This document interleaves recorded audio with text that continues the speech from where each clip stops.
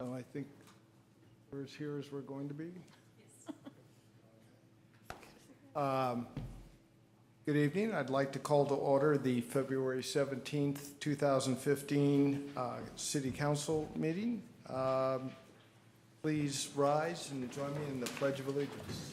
I pledge allegiance to the flag of the United States of America and to the republic for which it stands, one nation, under God, indivisible, with liberty and justice for all.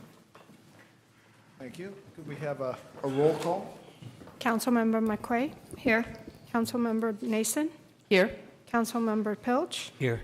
Vice Mayor Barnes? Mayor Moss? Here. Okay, so this is a special meeting at this point in the evening, and we're going to be doing our strategic plan work session. Sorry, will Councilmember Barnes be joining us, or? And no, he will not. He's apparently was restruck by the flu, so could we have a staff report? On January 5th, Council worked with the facilitator and staff to update the 2013 strategic plan to develop a 2015 strategic plan to last us through the next couple of years. Staff took notes, as did the facilitator, and we put together each and everything that Council agreed on that should be on the strategic plan and have developed a chart for you.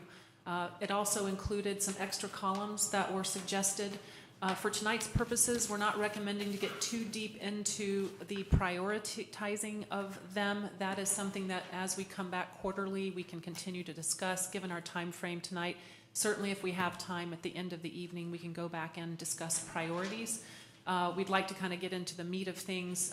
What I'd like to do, if you're agreeable to this, is go through each section and just talk through what's on the chart in each section. And then if you have anything you would like to add or any language you would like to modify, to clarify, then we can take care of that, make those suggestions. Nicole is going to take notes on that.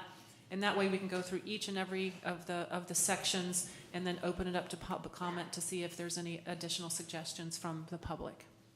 So with that. Very good. Okay. Then our first section is the climate action, probably advanced climate action.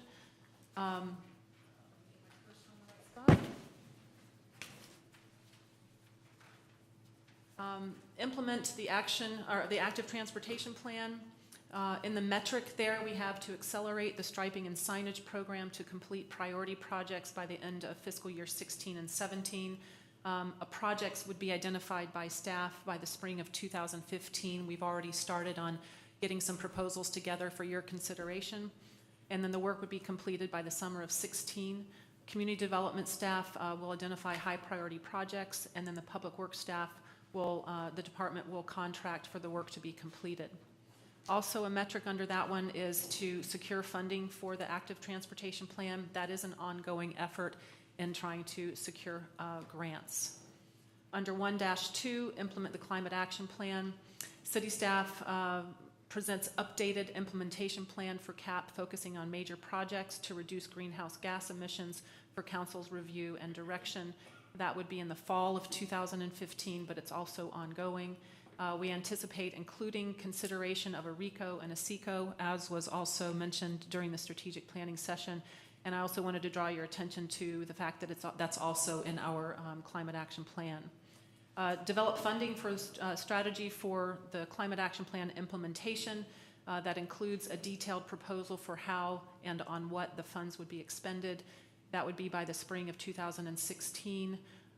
Should there be any kind of ballot measure to consider in that funding? And staff is already supporting the Sustainability Committee on that discussion. The last metric in that section is to examine ordinances for using solar panels in an effort to reduce the cost and streamline the permitting process. That would be by the summer of 15. We do have new state laws that require amendments to the municipal code for the, completing by September 2015, and there's no additional staff time for that. Okay. I will continue on. There we go. So then our last is,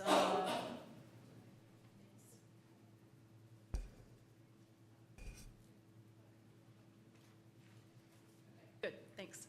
And then next up is to evaluate the implementation of the Climate Action Plan, review the CAP and the GHG reduction goals every 3 years per page 1, I-19 of the Climate Action Plan. The statement of goals completed in summer of 2015, policies developed by summer of 2016, and staff will be providing support to the Sustainability Committee in their exploration of a net zero by 2050. Then there's no additional staff time needed for that one as well. Can I ask a question? Sure. I'm sorry, do you want us to ask questions and make comments as we go along? I was just going to kind of read each section and then open it up to the questions. Okay, as then we I'll go. wait. Thank you. Evaluate the implementation of the Climate Action Plan. I just read that one. The last one in this section is to develop a more comprehensive approach to increase the pace of the sidewalk repairs. The first metric is completed sidewalk repair program with different alternatives and methods for repair, as well as identify funding options for increasing the pace of the sidewalk program. That would be by June of 16. We are going to choose a section to do a pilot program on a horizontal cutting type method, which is quite inexpensive, but we realize it is a temporary fix. But it is something that helps with any kind of tripping and hazard, trip and fall type of sidewalk repair. Staff will continue to seek funding resources as well as identify methods for sidewalk repair to reduce cost. And then again, that would be under consideration for some type of tax measure in 2016. And so that is the advanced climate action section. Great. You're going to go through all the strategic goals? One at a time for you guys to decide what you would like to, any kind of language changes. That way we don't get too far into it before we go back to the top. Makes sense. Comment? Peggy? I just had a question. First of all, I just want to say having these numbers and letters makes it so much easier. 1-3A, could you just talk a little bit about policies developed by summer of 16, policies regarding exactly what?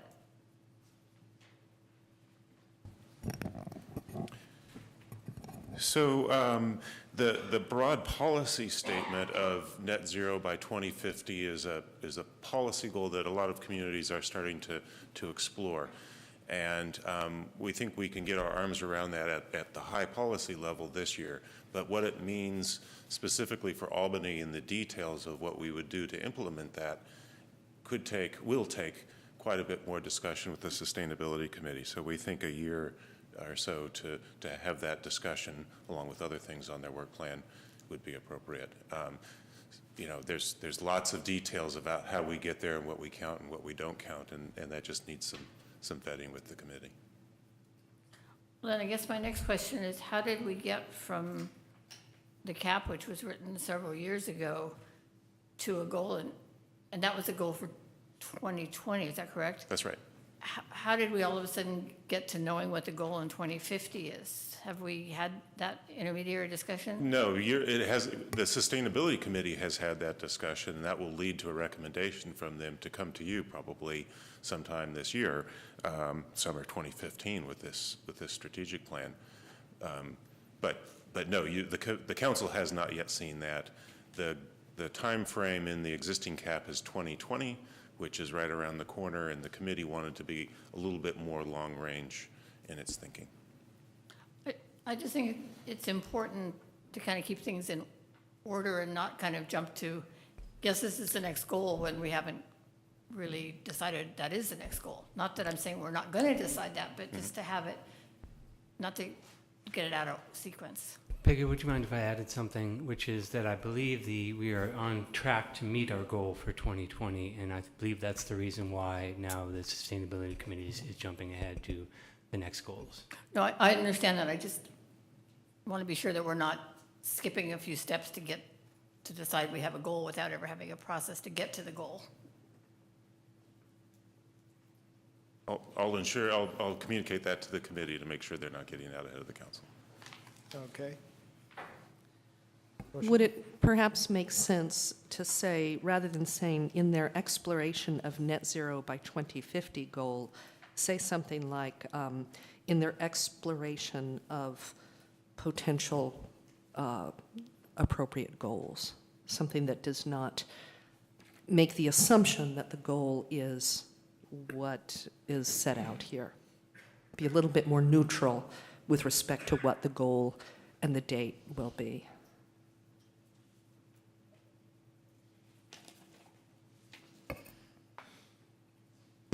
And later we can all decide that net guess- zero in 2050 is the appropriate goal. If we decide that is the appropriate goal, maybe Yeah. we'll make it sooner. Yeah. Maybe we'll do better than net zero. Okay. But let's not decide now what the goal is in our strategic plan without having gone through the appropriate information and so forth. Okay. Nick? Okay. So I might have misunderstood, but I thought Jeff was going to give us some idea of how he was going to identify priority projects under number 11, or will that come back to us later? We were intending to start that with the Traffic and Safety Commission.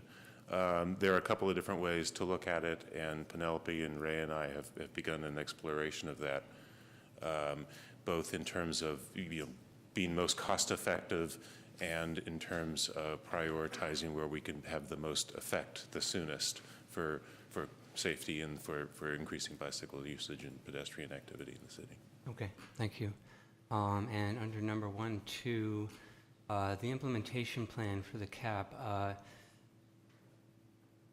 So there was an implementation plan prepared by the Sustainability Committee, and this is about updating that plan to match current conditions. Is that correct?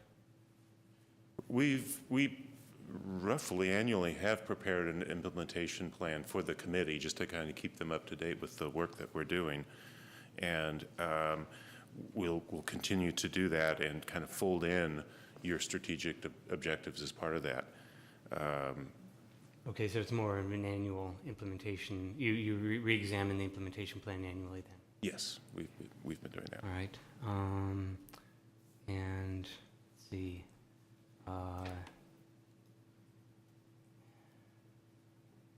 I think the rest of my comments are comments, so I'll hold them for now. Okay. Very good. Other comments? Okay, let's proceed. So I just wanted to also say, since this is a work session and not, if you would like to go ahead and provide your comments, that's certainly, I think, appropriate to try to finish what council would like to say on each section. So please feel free, while we've got it hot on our minds, to go ahead and make your comments now as part of the work session. Okay. If I could just add, so you mentioned a time constraint, and this meeting is under time constraint of 1 hour, and I don't think we should necessarily rush our finalization of this if it turns out that there's some things we have to discuss further. Although I do think we should make sure that we give the public a chance to comment now, since it was noticed that the meeting was going to be now. So I was thinking that we were going to, after we asked our questions, turn it over to the public first, and then we might have to come back and do some more discussion. Well, yeah. But it's certainly up to you. Yeah, I agree. We definitely will open this to the public within this hour's time span. But on the other hand, we probably should keep going and then come back and make some comments. Yeah. Are there any more comments on the first section, advanced climate action? I think not Okay. currently. We'll move along.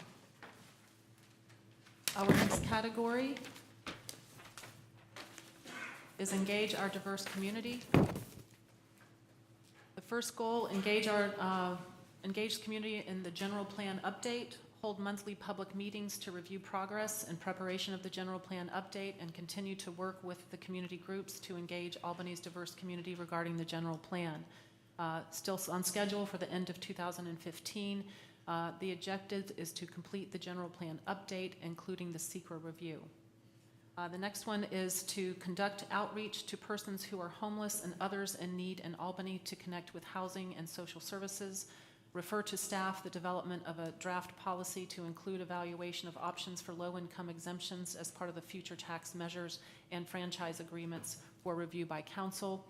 By spring of 2016, the Human Services Division is tasked with these first few next steps.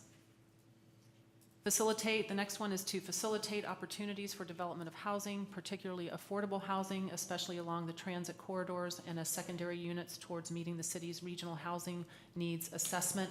The objective here is to, or the metric is to implement priority actions in the 2015 to 2023 housing element, including drafting potential changes to residential parking requirements in the 1978 voter-approved Measure D, draft parking measure by fall of 2015. Other housing element actions are ongoing. Goal and associated policies to amend residential parking requirements to be included in the draft general plan and EIR expected to be released in 2015. And the next one is to continue the efforts to prepare the community for disasters, including businesses, with an emphasis on including persons with disabilities. And I would like to point out on this one that what is in the comments section really needs to be, that should have been in the metric system, and to also let you know that that disaster preparedness plan will include, and we have plans to include a section on how to work with those persons with disabilities during a disaster, so that we will have an action plan for that.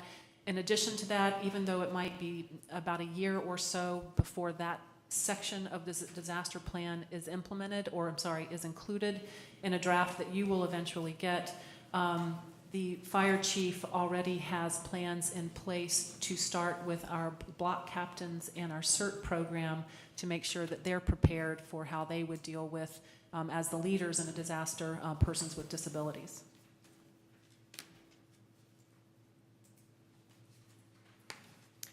And that is it for that section. Okay. No questions? Bill? So we are doing comments. Yeah. Okay. Oh, we are? Questions or comments? Oh, okay. I misunderstood. I had comments about the last section, but go ahead. No, back to Nick. You go Well, ahead. why don't you comment on this section? I can go back. Well, why don't you do the previous, why don't you go back first? That would be a If that's more your, logical order. that's your pleasure? Go Okay. ahead. Apologize for that.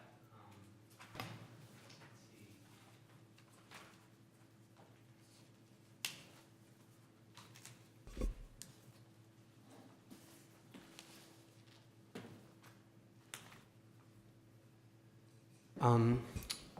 I'm wondering so for item 1.4, I'm wondering if there's any way that we can see this program or somehow accelerate this program or see the program even before the funding is available.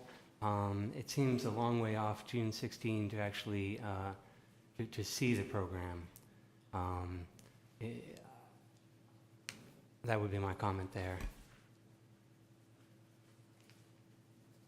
And the comment, and then a comment about 1.1 about the priority projects.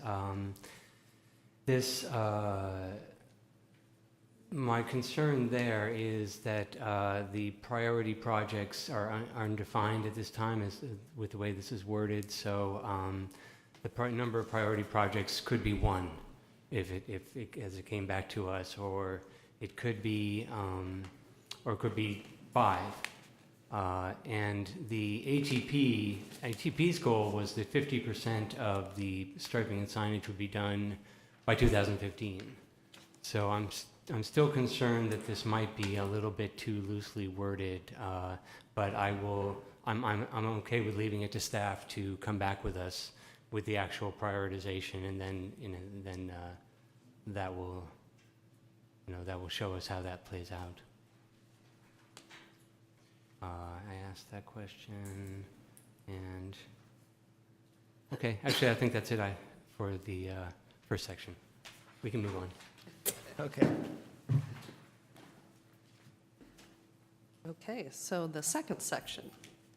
I just had a comment that under 2-3, the wording about affordable housing, I would like to suggest that we include affordable and senior housing as something that we are particularly in need of here in Albany, so that people who have been in the community for a long time and would like to stay have more options, whether they're low income or not. And I will cycle back following Nick's example and make a quick comment on the preceding section. And I think this is a reiteration of a comment I've made before and may not interest others, but the heading of advancing climate action, I do have a concern that when it comes to prioritizing items, that if the heading is climate action, that is going to very heavily bias prioritization in favor of whichever measures will get us the most bang for our buck in terms of carbon reduction.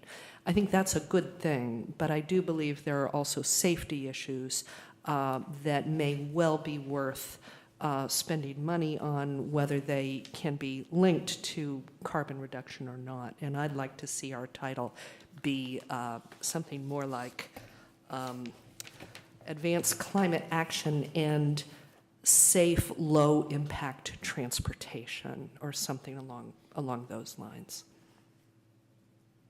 That just brings in that alternative basis for prioritization in appropriate cases.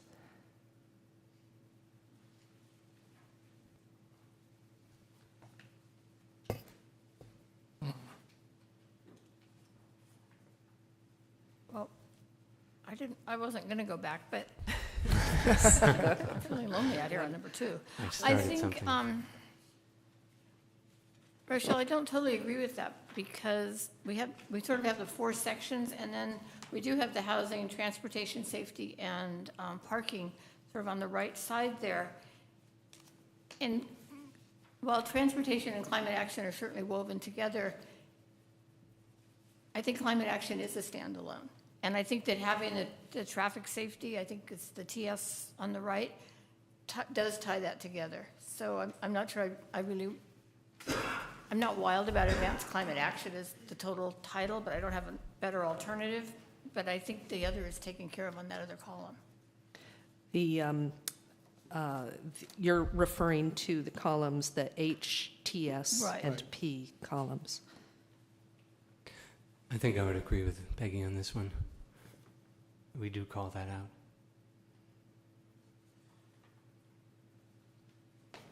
And maybe the priority setting is if it's more than just climate action and more than just traffic safety, but it's both together, bumps it up higher in the priority list.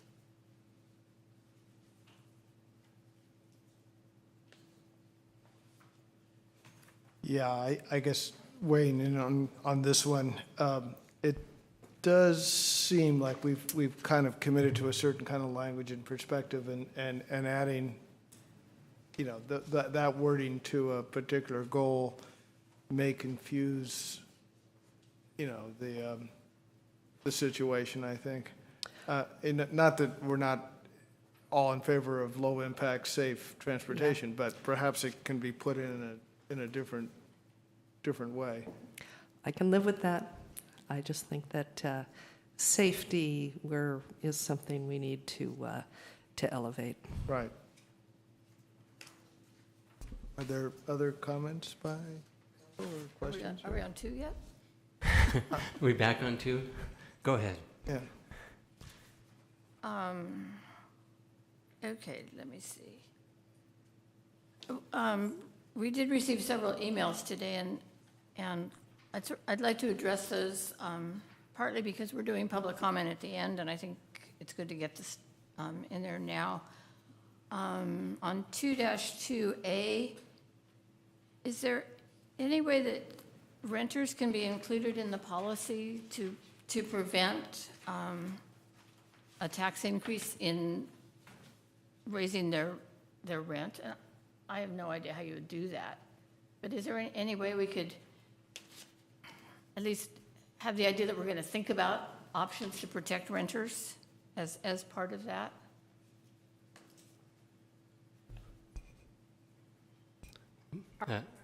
You're talking about renters being able to also apply for and receive exemptions and reductions if they are also low income. Right, but if the person on the tax roll is the property owner who's perhaps not low income and then raises the rent, the person who is the low income person is suffering the effect of the higher tax with no recourse. Is there any way to do Yeah, that? I mean, generally, tax exemptions apply only to the individual who's charged with paying the Right. tax. So Right. I don't know if there is a legal way for the city to compel a landlord to pass through their tax savings to a tenant. Yeah, I've wondered about this one. Might it be possible to say that if we recognize some kind of housing, say in a multifamily situation, as affordable, and it's part of their deal when they get their permission to go ahead and construct, that might be some part of it, that if you have X number of units in your multifamily building that are low income, then any kind of parcel tax or something could be exempt for. Yeah, if there is city subsidized affordable housing, and there's a regulatory agreement in place that limits the rents that can be charged, then you have a great deal more flexibility because you essentially got a contractual relationship between the city and the property owner. Right. So in that situation, there may be more flexibility to ensure that the rents are kept at affordable levels for the tenants. Right. Yeah, I mean, I think that's something for perhaps planning and zoning to look at some point, but, yeah, trying to reverse engineer this back to give tenants a break if we don't have that as a house that's already committed to being affordable. I'm not sure how that would be structured. Yeah, I think the only way you do that is with rent control or some sort of controlling of the rent. Right, something completely different. I see Preston with his hand up back there, but if you can hold off, I think we're going to do public comments afterwards, so, I mean, that's what we agreed upon before you got here, so, I think that's the way we'll go at this point. Can I? Yeah, go? please. Okay, I do think that people had a good point about not really having a metrics on this conducting outreach, and I think that having a tool to evaluate if in fact we are reaching the targeted audience, be it the homeless or people that need housing or other social services, and to figure out a way to quantify that we're actually reaching them, I think is probably a good thing to add in there.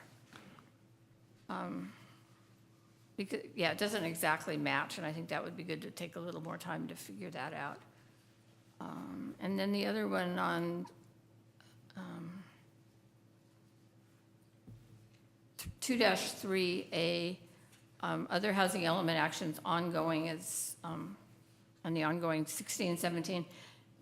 I think it would be important to have an actual check-in on the housing element and not just know that it's ongoing, but are we really meeting some of those goals that we set 2 weeks ago when we were here? So I think having an actual check-in occasionally is a good thing.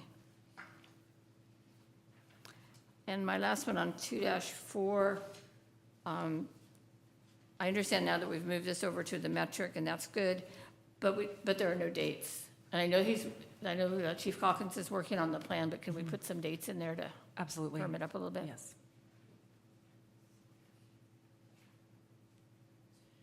This might help answer some other questions.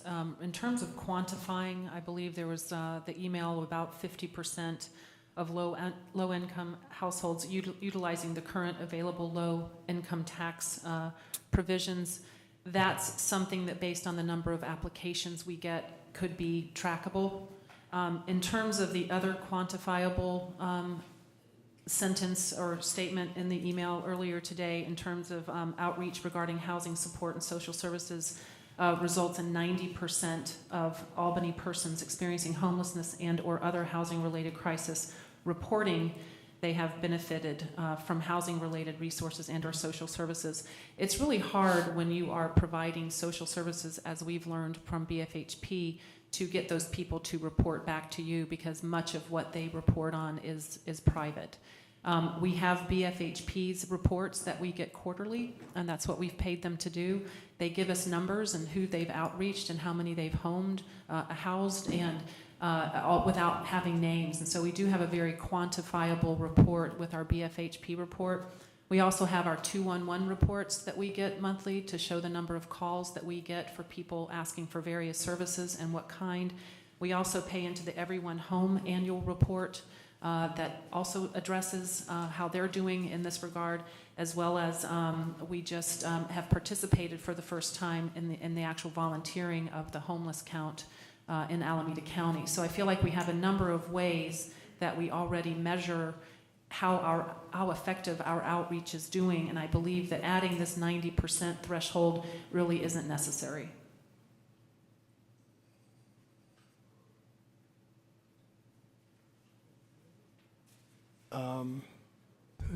Other comments? I wasn't sure if the others were finished yet. I have some comments. Yeah. You done? Go ahead. Okay.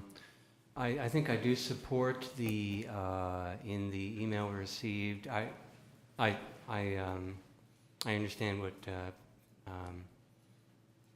Penelope just said about the measuring the effectiveness of homeless outreach. That sounds good to me, but I do support the metric of 50% of low-income households utilizing the already available low-income tax provisions metric, and I do support the research and discuss in public at least one public forum, et cetera, inclusion of low-income exemptions and rebates in all tax measures and franchise agreements. And then I think the metric under 2.2 just needs to really be a little rewarding. The metric is to refer to staff, but none of the other metrics read like that. I think the metric should just be that we have a draft policy for it, et cetera, et cetera. I can't actually marked over it. I can't read it, but yeah. We could just correct that. I think that'd be good. Another thing I've noticed in terms of language is that in other forums, advocates have spoken up for language such as persons experiencing homelessness instead of homeless persons. So we might consider changing our language in that way if that in fact is the best practice. Let's see. And I would just say that another metric we can have in terms of reaching out to low-income people is to just include all low-income exemption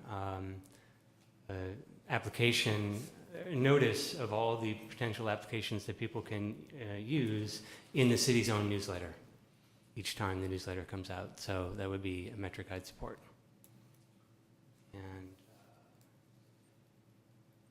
And that the city also document all those applications on its website. That's it. Okay. Ursula, do you have anything? I think that, we talk about having public hearings to talk about these things. That's what we're doing right now. And I think they come to council, they come to public meetings. I'm not sure they need to come to any other public meeting. I think it's, well, it may not be understood. I think it's the reality that these things do take place in public meetings. So I don't think it needs to be repeated. The draft policy and the one that you wanted us to say remove the refer to staff, it would absolutely be in a public meeting with council. So that draft policy, it definitely implies it would be a public meeting as well.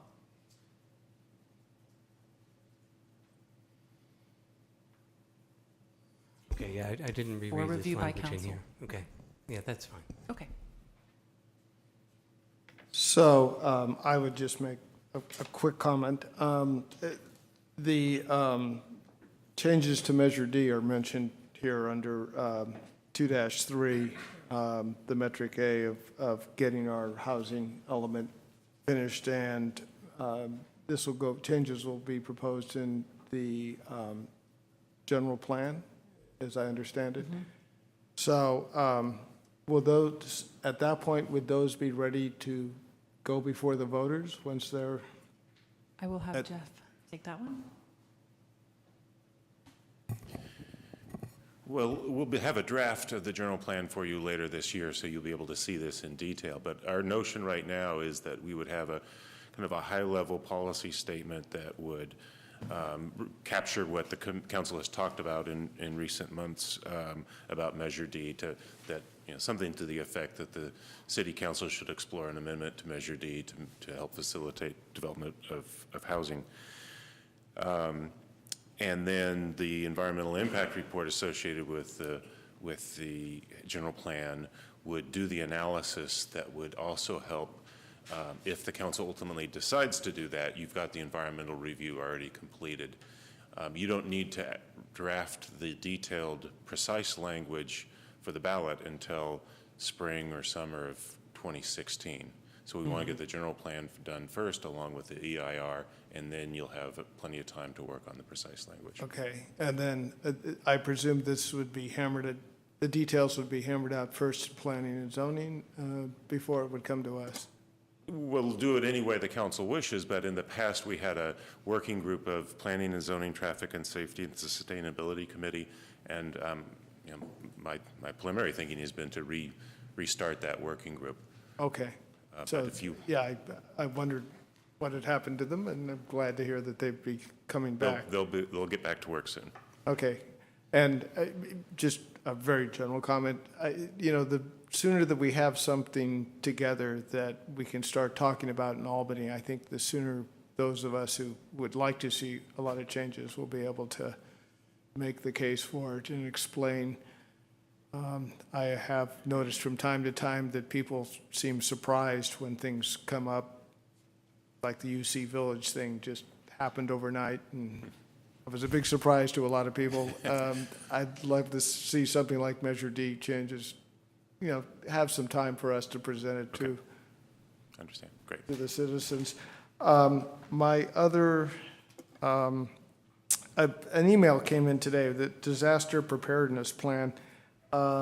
It was, I believe, from ABAG, about a climate adaptation plan. Is our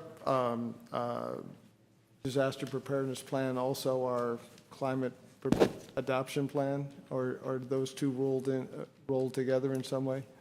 Lance is not here, and although we've gone over the different sections and appendixes, I do not remember seeing one with that title. Whether it's weaved into parts that haven't been written yet, I can certainly find out.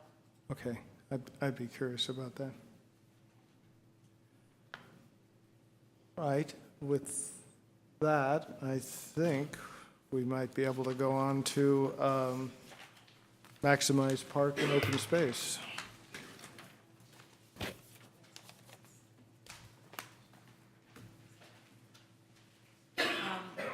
Develop plan to transition Bulb into McLaughlin East Shore State Park, which includes improved park access. The metric there is the transition plan is approved by council and East Bay Regional Park District by the end of 2015. Preparation of transition plan underway. The next one is investigate funding options for the $6.8 million needed to retrofit the Veterans Building. Return to council with possible funding sources in the spring of, I believe that should say 16. Staff recently had consultants update the cost of seismically retrofitting the Veterans Memorial Building. The cost is estimated to be $6.8 million. The city needs to identify a funding source to seismically retrofit the building before the city could acquire and move programs into the facility. And of course, we are also always looking for grant opportunities. The next up is the Pierce Street Park, Phase 1. Pear Street Park is open to the public. Hopefully by spring, we'll add that in there, fall of 2015. This project is so far along in the process, council could either choose to keep it there so we have something firm to check off at one of our check-in meetings with you as we come back quarterly, or we could also remove it since the 100% plans have been completed. They actually had a pre-construction meeting today, and construction is on schedule to start by the beginning of the summer at the latest.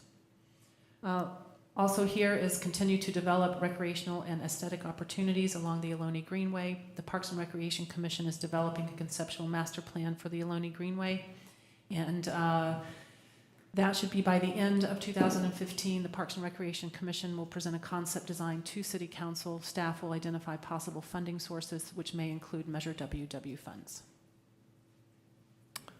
Okay. Who would like to? My comment is really quick, so I'll just go. I would choose to keep 3-3 so we can have something to check off. I agree. Okay. Any? That's all I had. Okay. Sounds Rochelle? good. Okay. Yeah, okay, and my only other comment is that I know the Veterans Hall is something a lot of us would like to see fixed up, but that funding is going to be the big issue because we have a lot of other priorities also, and where that money comes from, we don't know. Okay, so on to promote vital and inviting business areas and advance economic development. Okay.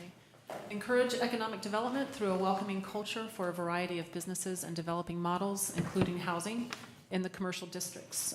Explore creation of a temporary advisory body made up of business and commercial property owners to recommend projects for the use of the newly approved Measure BB funds to improve Solano from key route to the city limit and parts of San Pablo. That would be by the spring of 2016.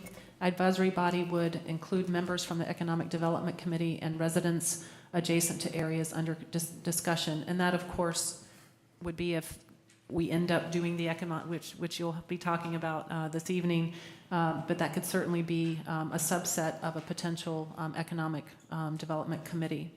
Bring back for council consideration the pros and cons of creating an economic development committee. That includes a scope of work and committee selection process. Analyze, sorry, too far. Analyze the feasibility of an economic incentives for development in Albany. The analysis to include pros and cons of planning and building permit streamlining, fee reductions, and assistance with off-site public infrastructure. Identify a way to bring back the farmers market. That is actually ongoing as we speak. Staff is identifying possible alternatives for the farmers market location. Investigate the feasibility of creating outdoor seating areas along Solano. Staff will outline potential streetscape improvements along Solano Avenue, additional funding required to develop conceptual design and financing strategies. Seek developers that would be interested in projects that would include retail on the ground floor and housing on the upper floors. That is ongoing. Staff will work with owners of potential development sites to encourage upgrades or new construction that is consistent with the city's economic development objectives. Approve complete streets plan to improve safety and accessibility of all users and secure funding for implementation. The metric is funding is secured for phase 1 projects. Complete design by summer of 2016. Grant funds have been received to prepare design of pedestrian crossing improvements across Buchanan Street and San Pablo Avenue. Additional grant applications required for construction. And then facilitate the construction of UC Village Mixed Use Project. UC Village Mixed Use Project is under construction, was the metric, and that is ongoing pending litigation outcome. Develop parking management permit and parking meter programs for residential, commercial, and recreational areas. City Council approves the program is the metric, and the parking management study is already underway.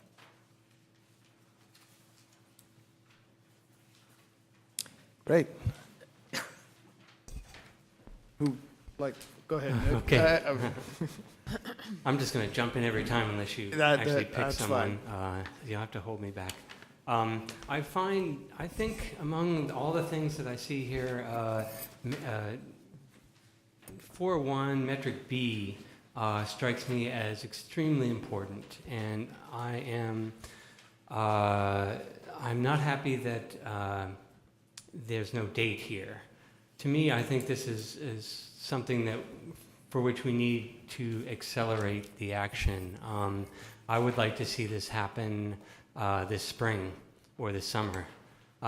In fact, I was kind of in my mind hoping that we could get something like this going by this summer.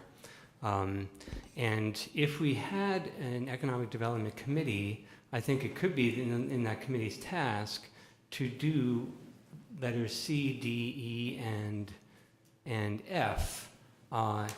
It might not seem appropriate for a committee to be doing some of these things, which might seem like staff functions, but staff being so small and so pressed for time in Albany, I think that's the way we're going to get this thing going, is that we'll have a committee that's willing to be more like a working committee, a committee that's willing to get its hands dirty, go out and talk, maybe literally, go out to talk to people, talk to landowners, and really people who are really interested in this and can really dig into it and give the staff some relief on doing all these other these metrics.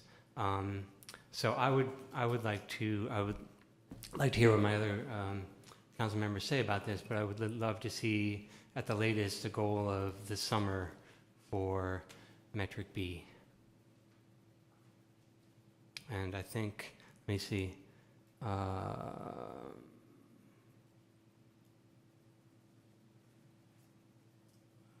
think I'll leave it at that. That's the most important comment. Okay. Other comments or replies? I think that 4.1E, the seating area, I think that's a great idea, but I think it could move to A. I think those two could be combined. Yeah. There is some outdoor seating in Lower Solana, but there's really nothing up above. And since we're going to need funding anyway, that might be a better place for it.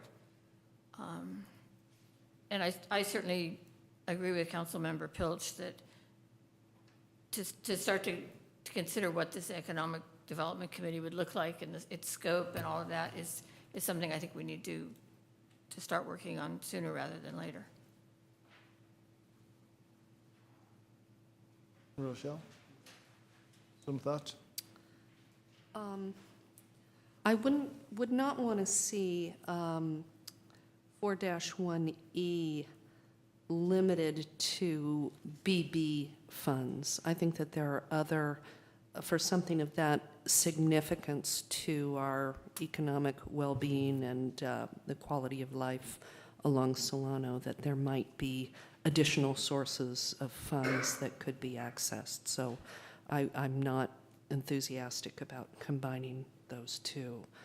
I do agree that the Economic Development Commission idea seems like something that can and should be discussed earlier than later, and I'd support Nick and Peggy on that.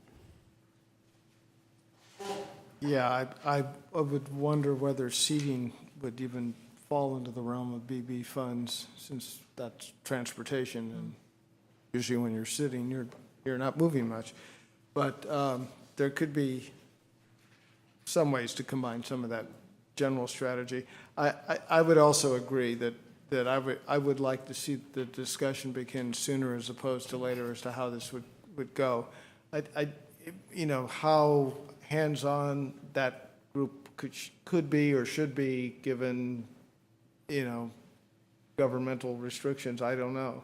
But it would be good to at least get the legal framework of what we can do or should do, or, things like that. And I will add, by the way, to the timeframe for that Economic Development Committee. It would be a committee, not a commission, summer of 2015, that we would come back to you with a kind of a proposed package deal. okay, because, obviously it also takes staff time and other resources and just how that's all going to work. And we have a couple of community members who've expressed a desire to help us out with that scope of work in particular. So we're definitely going to be meeting with them as well. Okay. And in the meantime, the farmers market, which I would love to see return to Albany. I know it's very difficult to find a spot, and this perhaps this can go forward even without having that economic development committee, because we had one before without an economic development committee. So anything that we can move that along, I would love to see. Okay. I think does that complete our going through the strategic goals. Now I'd like to open up to the public, and hopefully at least Preston remembers what he wanted to bring up.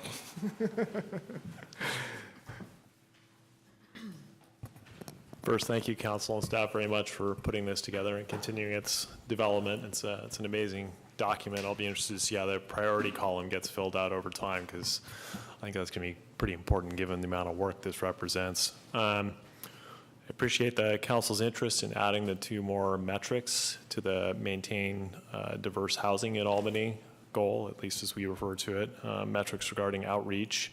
And I appreciate staff's fast work on the outreach regarding resources that are available to people who are homeless. It sounds like there's a lot already there, and so it might be a matter more of packaging that on a city webpage or something, such that that information on outreach is available and metrics on outreach, more than having a specific 90% goal. As far as other items, I raised the possibility of including a soft story retrofit policy. Professionally, I'm an engineering geologist, and I would say that's sort of the larger existential threat to Albany in terms of a disaster that could occur. I don't know what percentage of the housing in Albany could potentially collapse and be unusable after an event, but it's pretty significant. I live in the northern part of town between Masonic and San Pablo, and there's a lot of soft stories.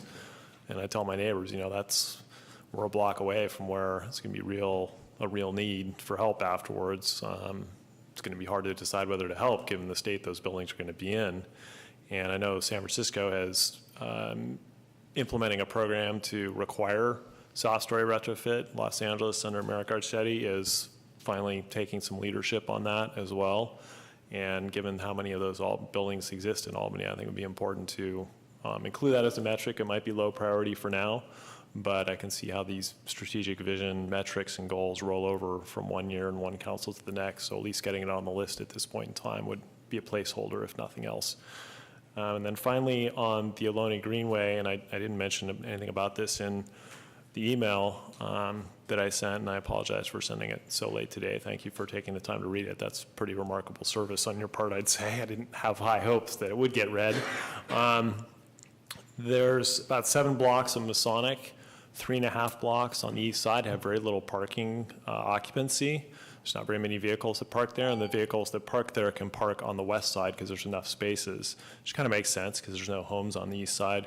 And so it's a real opportunity to expand the width of the Greenway by 8 to 10 feet or so into Masonic, which would also contribute to slowing motorists on Masonic, which is a 2000 traffic management planning goal, which found that motorists drive too fast on Masonic, so to narrow that street would be helpful. So you get more park space, reduce motorist speeds, you could treat stormwater runoff. There's a lot of things that could be done there, so I'd encourage you to refer that to the Parks and Recreation Committee for their consideration. Thank you. Thank you.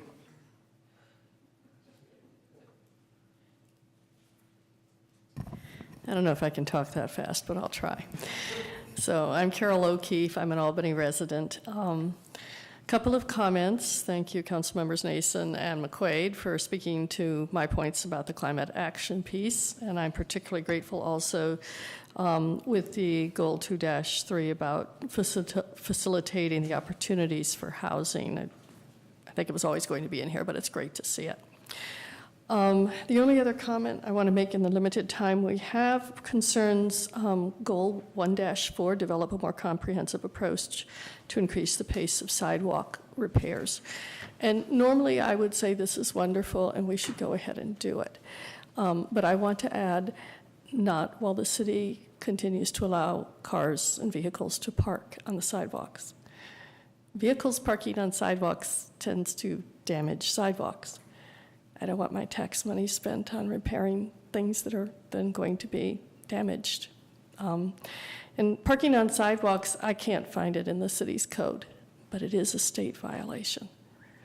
The state code says no parking on sidewalks. So I know many people find it really important to their personal convenience and needs to have parking that's very convenient for them.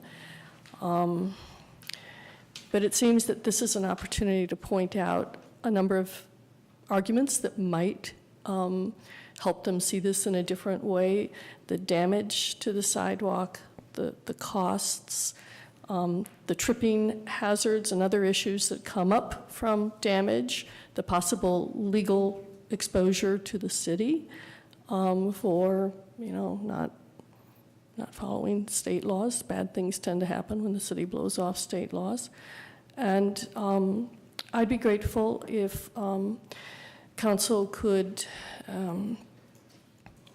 bring whatever influence is necessary on either traffic and safety, I guess it would have to be traffic and safety, to really look at that issue and find ways to deal with it before the city invests in something that might not give the payback the tax dollars warrant for this. Thank you.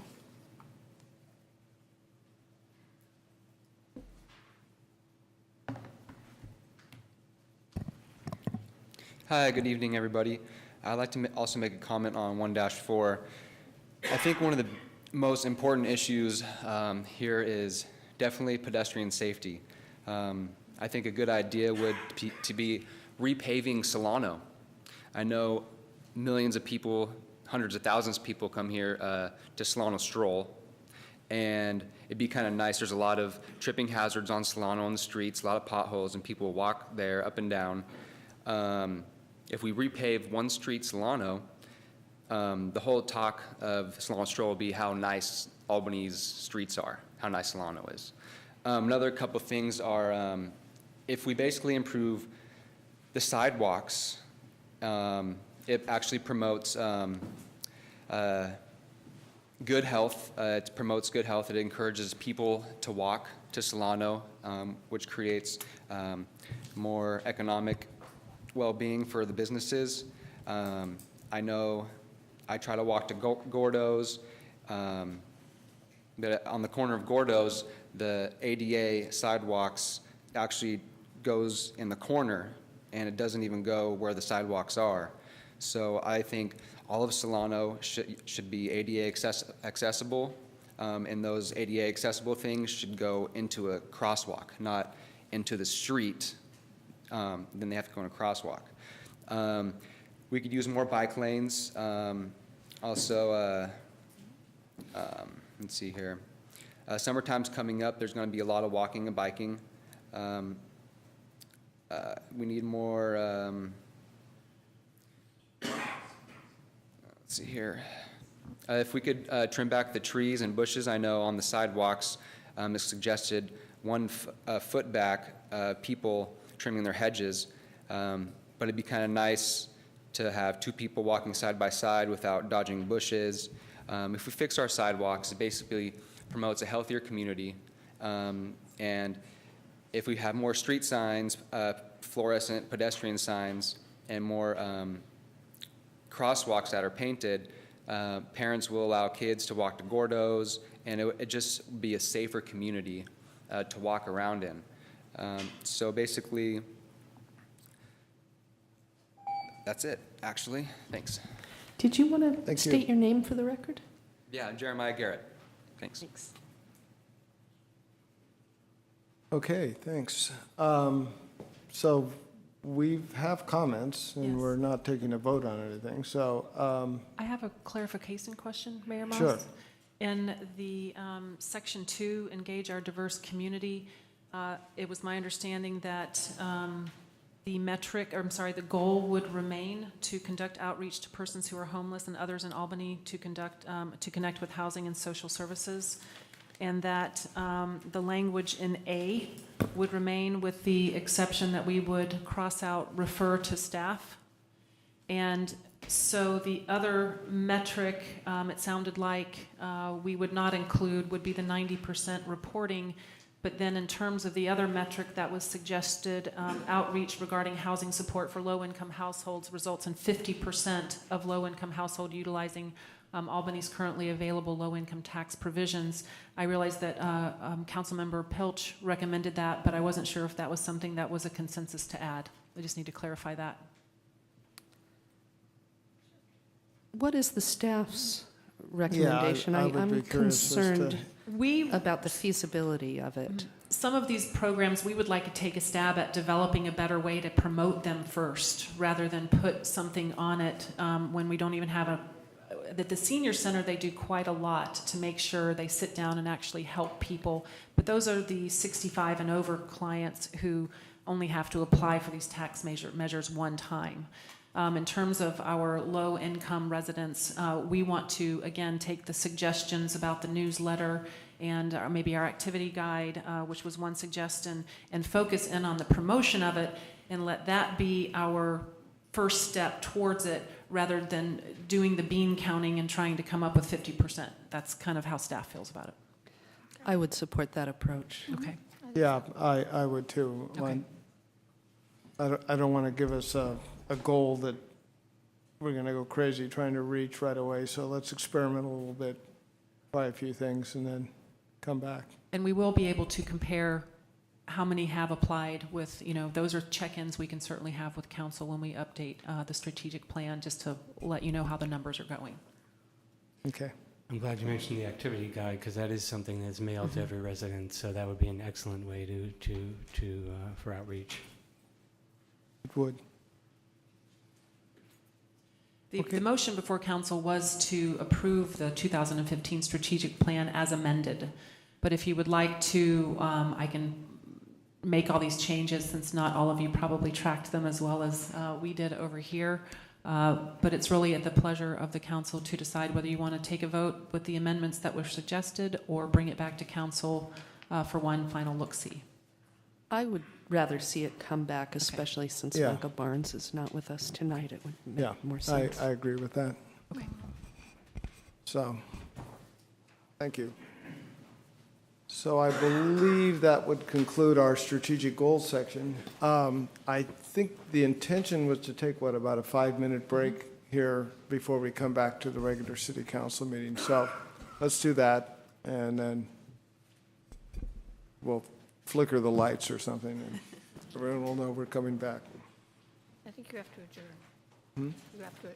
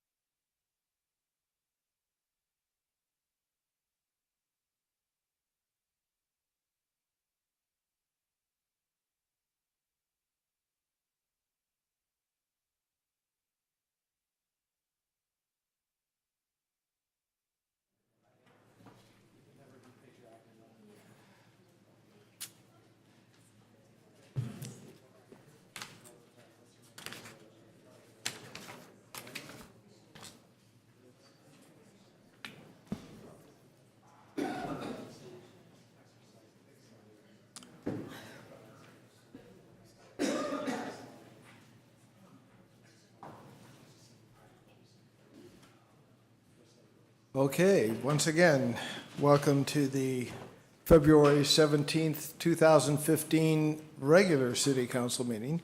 Like to call it to order, and please join Peggy in the Pledge of Allegiance. I pledge allegiance to the flag of the United States of America and to the republic for which it stands, one nation, under God, indivisible, with liberty and justice for all. Okay, could we have another roll call? Here. Here. Here. Here. Very good. We had no closed session, although it may have looked like we were having one in there. First up would be then the consent calendar.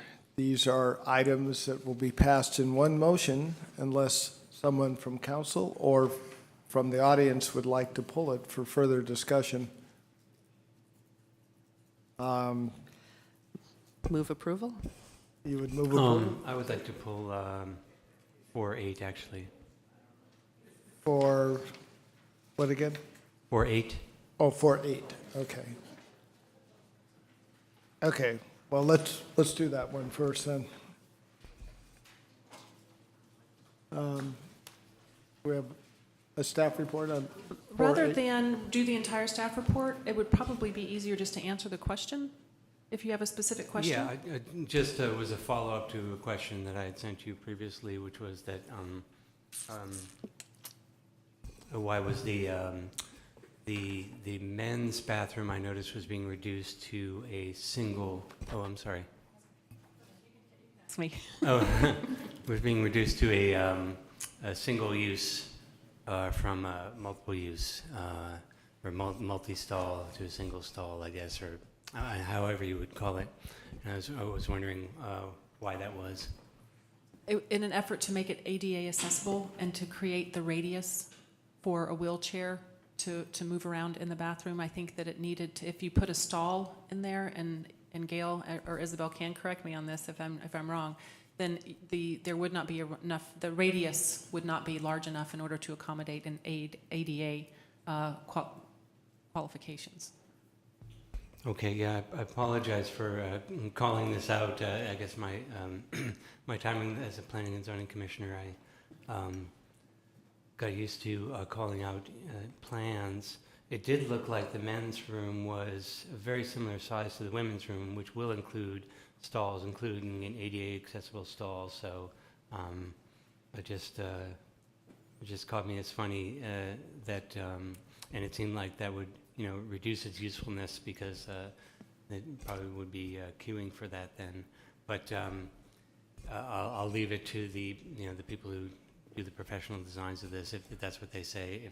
If we don't have the actual space in there, then we don't have the space. But it's unfortunate. I can address that.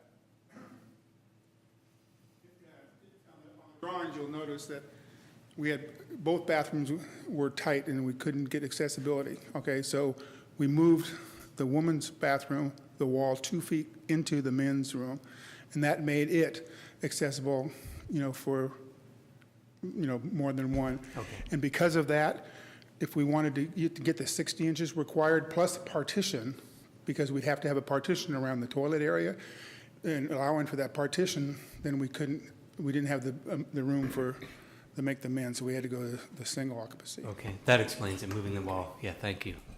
Perfect. That's it. Okay, so then why don't we ask for a motion on the consent calendar? So moved. So moved. Second. We have a motion and a second. Could we have a vote? Yes. Yes. Yes. Yes. Okay, very good. So we go on to the good of the city. This is for members of the public to speak on an item not on the agenda. Because of the Brown Act, we are unable to respond tonight, but staff may answer questions.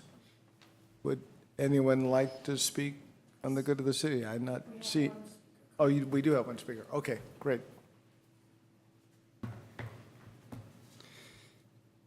My name is Jeremiah Garrett again.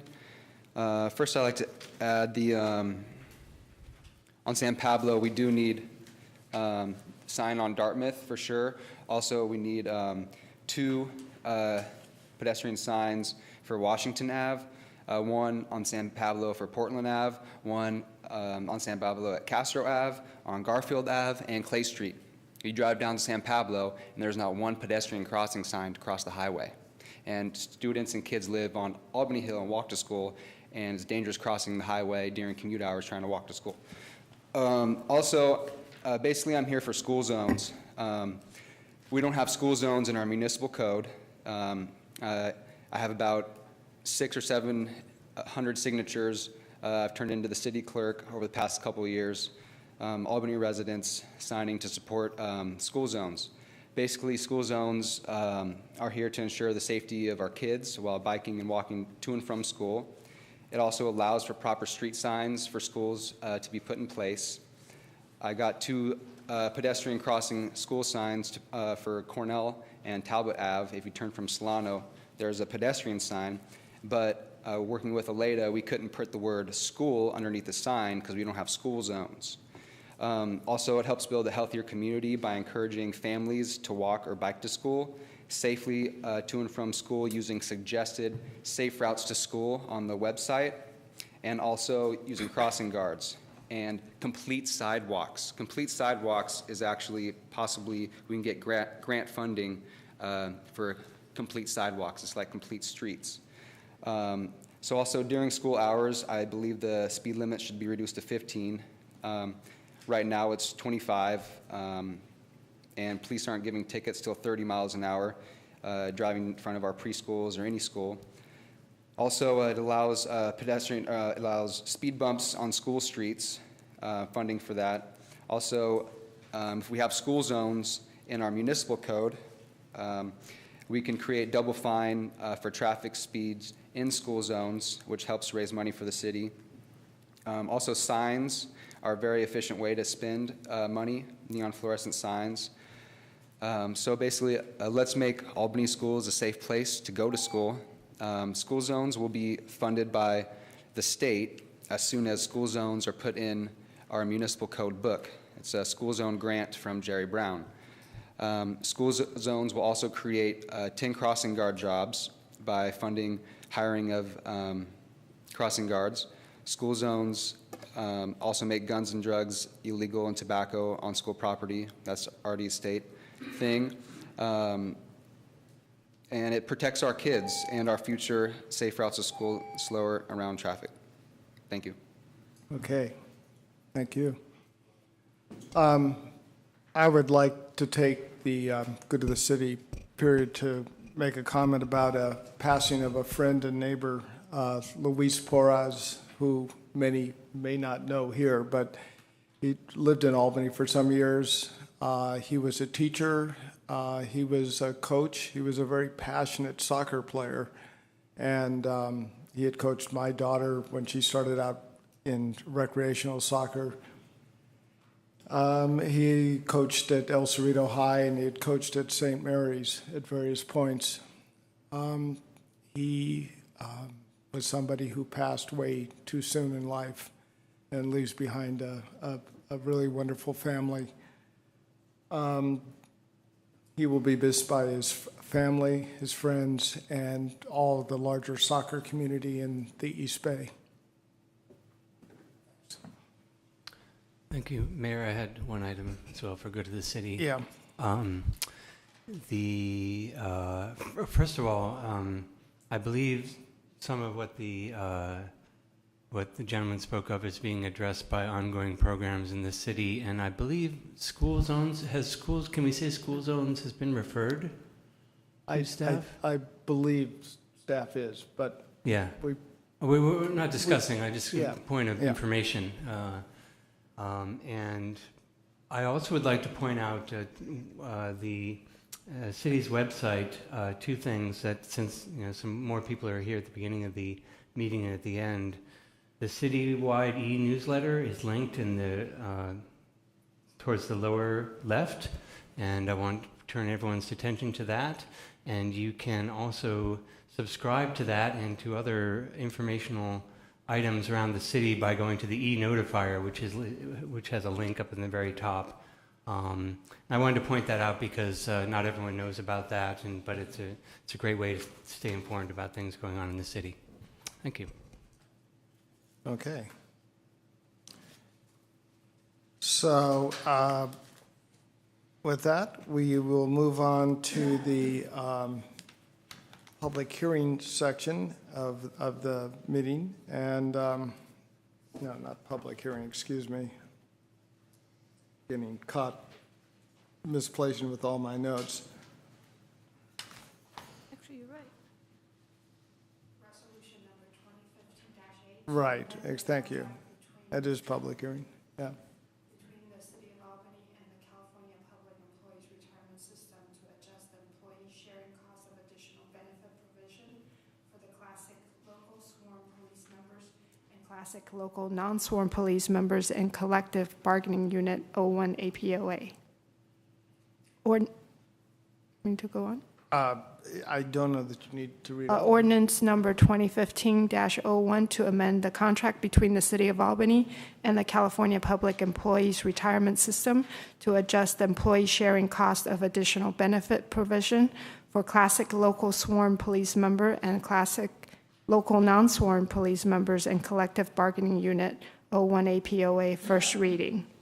Staff recommendation that the City Council, 1, adopt resolution number 2015-8, a resolution of intention to approve an amendment to the contract between the City of Albany and the Board of Administration of the California Public Employees Retirement System. 2, introduce ordinance number 2015-01, an ordinance of the Albany City Council authorizing an amendment to the contract between the City of Albany and the Board of Administration of the California Public Employees Retirement System, first reading. Okay, thanks. So, with that, a Yes. staff report. The Albany Peace Officers Association and the city negotiated a 3-year contract or 3-year memorandum of understanding that was approved by City Council in January of 2015. The MOU includes provisions for changes in cost sharing related to the city's pension costs. Today is the first reading of the required ordinance and resolution, basically implementing what council approved on January 20th of this year. Okay, are there questions? Nope, okay. Open it up for public comment. I see no public comment. Bring it back to council. Could we have a motion on this? I'll make the motion. I move to adopt resolution number 2015-8, a resolution of intention to approve an amendment to the contract between the City of Albany and the Board of Administration of the California Public Employees Retirement System. Can I do them both at once? And introduce ordinance 2015-01, an ordinance of the Albany City Council authorizing an amendment to the contract between the City of Albany and the Board of Administration of the California Public Employees Retirement System, first reading. We have a motion A second. and a second. Can we have a vote? Councilmember McQuay, Yes. Councilmember Nason, Yes. Councilmember Pilch, Here. Mayor I mean, Moss. Yes, sorry. I'm both here and yes. Okay. That's resolved. So on to new business, review of Charter Review Committee, Planning and Zoning Commission, and Sustainability Committee work plans, and resolution number 2015-9, approving changes to city council policies to clarify language regarding the manner in which advisory bodies provide information to the council. Nicole. Per City Council policy, you receive presentations regarding the work plans of the respective advisory bodies on an annual basis. This has been conducted for a few years now based on those policies. Tonight, you'll receive presentations from the city's Charter Review Committee, Planning and Zoning Commission, and Sustainability Committee, who have completed their work plans for presentation to you this evening. As part of this agenda item, we also took the opportunity to do a little bit of clarification to that existing policy language with the ultimate intent to help everyone understand the communication process between the City Council and the advisory bodies, serving as advisory bodies to the City Council and providing recommendations. However, as part of those recommendations, also giving you the information that guided their decision to make that recommendation. Now, sometimes that may be pro-con analysis, depending on the subject matter. However, with groups such as traffic and safety or planning and zoning, it may be substantive, including data or analysis or perhaps traffic counts. So we've left the language a bit open-ended to include options for pro-con analysis or data or other relevant background information. That would be a recommended change to your existing City Council policy, which clarifies that, yes, advisory bodies do make recommendations to the City Council and the format that those recommendations should be in. Another suggested change is with regard to the work plans themselves, with the concept that the work plans be presented to the Council on a 2-year rotating basis, as opposed to the every 1-year basis. I know many of you have served on advisory bodies, and you may have seen it's a rather quick turnaround for advisory bodies to, 1, prepare a work plan, 2, implement a work plan, because I know we all tend to take on more than we can achieve in a given period of time. And this will give them a little more time to synthesize what they'd like to do and actually see it to fruition. With that being said, there are several times throughout any given range of months or a year where advisory bodies would be checking in with the council on substantive issues on that work plan as they're achieving recommendations and presenting their work back to you. With that, I would like to just call your attention to the staff recommendation. There is a recommendation for approval of the resolution, which would be an action taken by the council. The second of the recommendations is to receive the presentations this evening. Okay. Be happy to answer any questions you have. Questions? Yeah, I do have a couple of questions. On page 4, 8A and 8B, Nicole, I think you did a really good job explaining the various methods of making recommendations to council, but in the thing, in the report, it still says, when possible, recommendations should be supported with data, pro-con analysis, or other relevant background material. I think the when possible should be removed from both A and B, because I think it's always possible. And my other comment, and now I don't see it on here, work plan number 6, page 3, it talks about it in a given year, and I think it should be in 2 years. Because like you said, now we're looking at this over a 2-year period.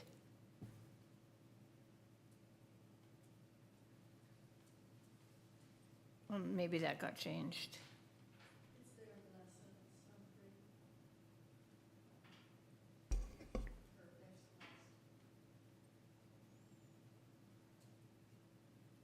Oh, Right, I see it. Thanks. you see where it is, okay.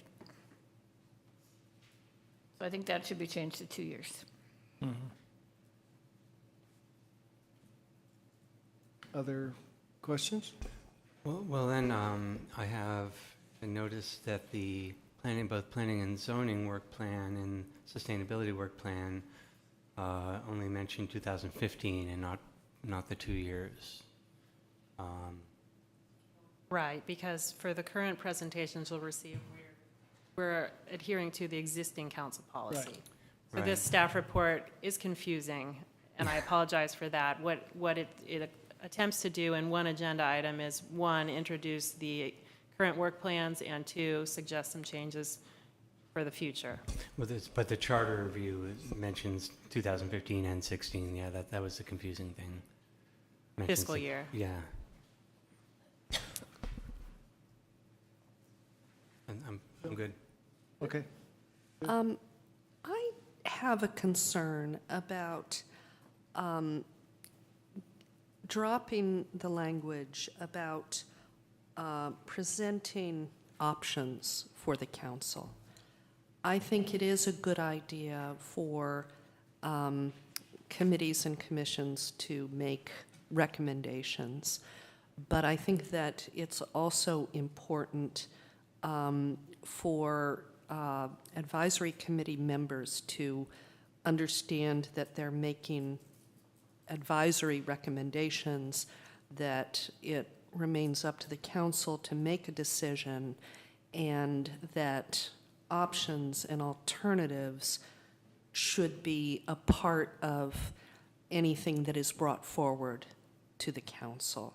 So it shouldn't, when we talk about a recommendation and pro-con analysis, a pro-con analysis and an alternatives or options analysis can be very different things.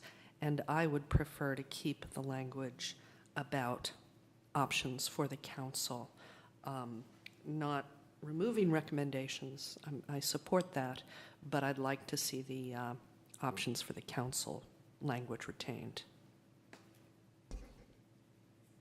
Can you tell me which part exactly you're referring to?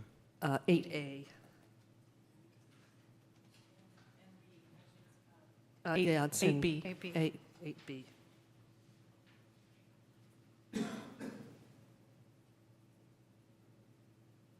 8B. Perhaps the edit then would be to one, remove when possible, as noted by Councilmember McQuaid. So it would read, recommendations should be supported with data, pro-con analysis, or other relevant background material to help inform the city council, and then to retain the sentence that is currently struck. The advisory body should include options for city council consideration, including pro-con analysis. Yeah, I think that we could have a period after consideration, Right, yeah. since the pro-con analysis is laid out in the previous sentence. Yep. But I'd like to see that sentence kept.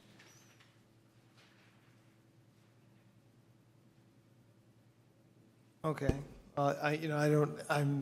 This could get very long discussion. I mean, I think I agree with both those comments, but, we also have to look at how many times these particular commissions are meeting and how much time do they have. In an ideal world, we would get all these different options and pro-con analysis, but, how late do they get to stay there?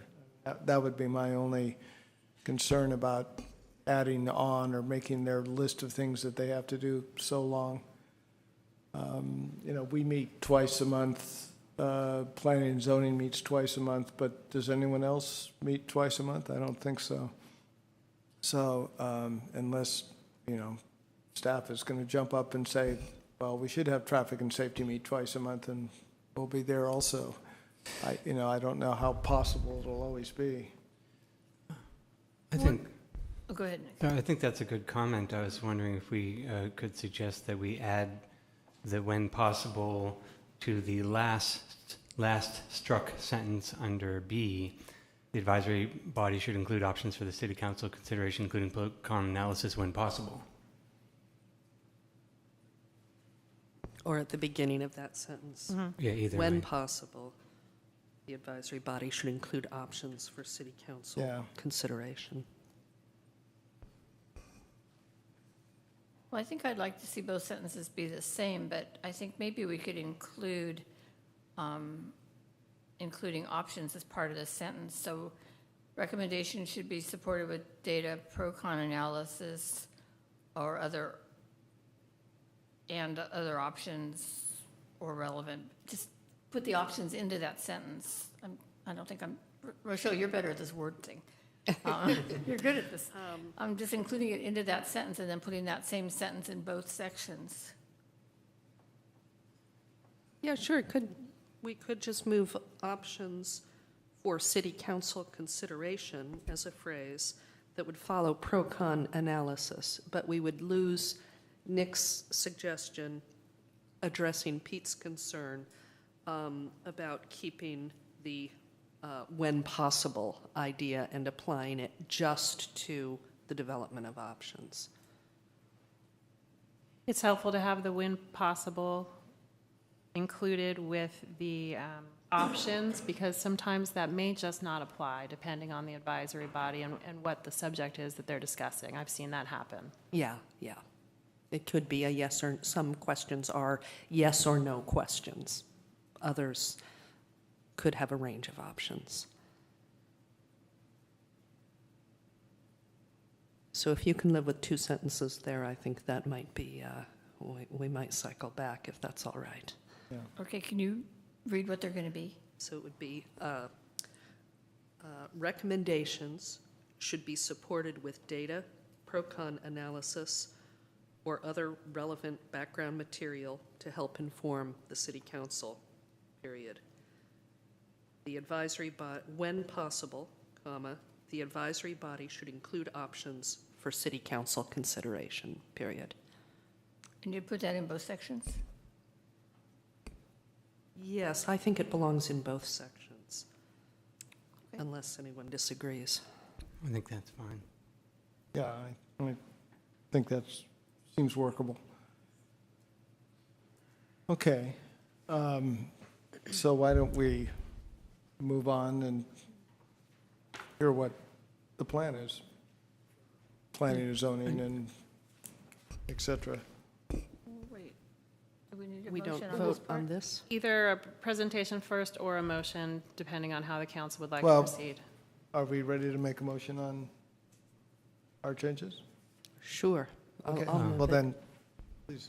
I will move the staff recommendation as amended per the council's discussion. I'll second. We have a motion and a second. Could we have a vote? Councilmember McQuay, Yes. Councilmember Nason, Yes. Councilmember Pilch, Yes. Mayor Moss. Yes. And can I just say that I think this is an excellent change, having been on commissions and for 9 years. I really welcome this change to the language. I think it'll be great for commissions and committees. Yeah, I think it's a clarification that wasn't always there for everybody. All right. I'd like to introduce our first advisory body making a presentation tonight. Vice Chair Carol O'Keefe is here from the Charter Review Committee.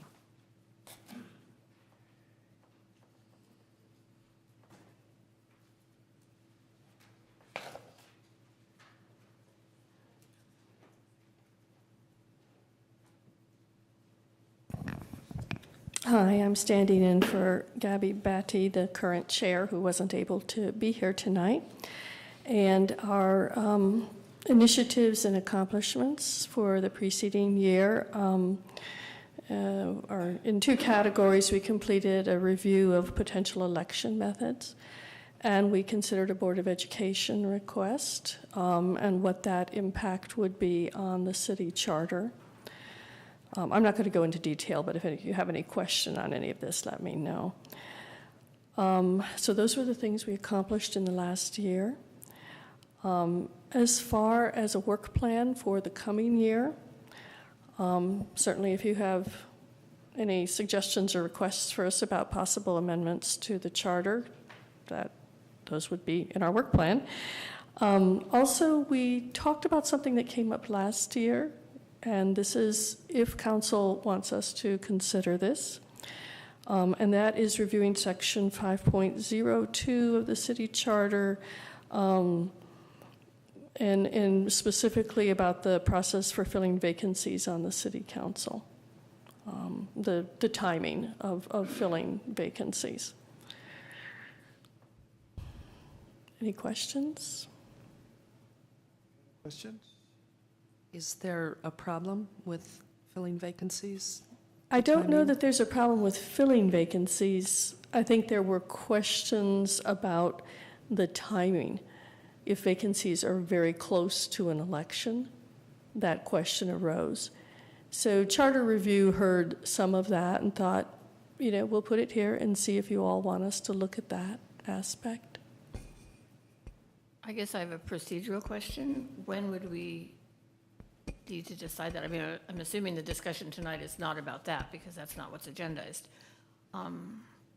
Would we just, if there was interest by the council, we would request to have it agendized? Is that the procedure?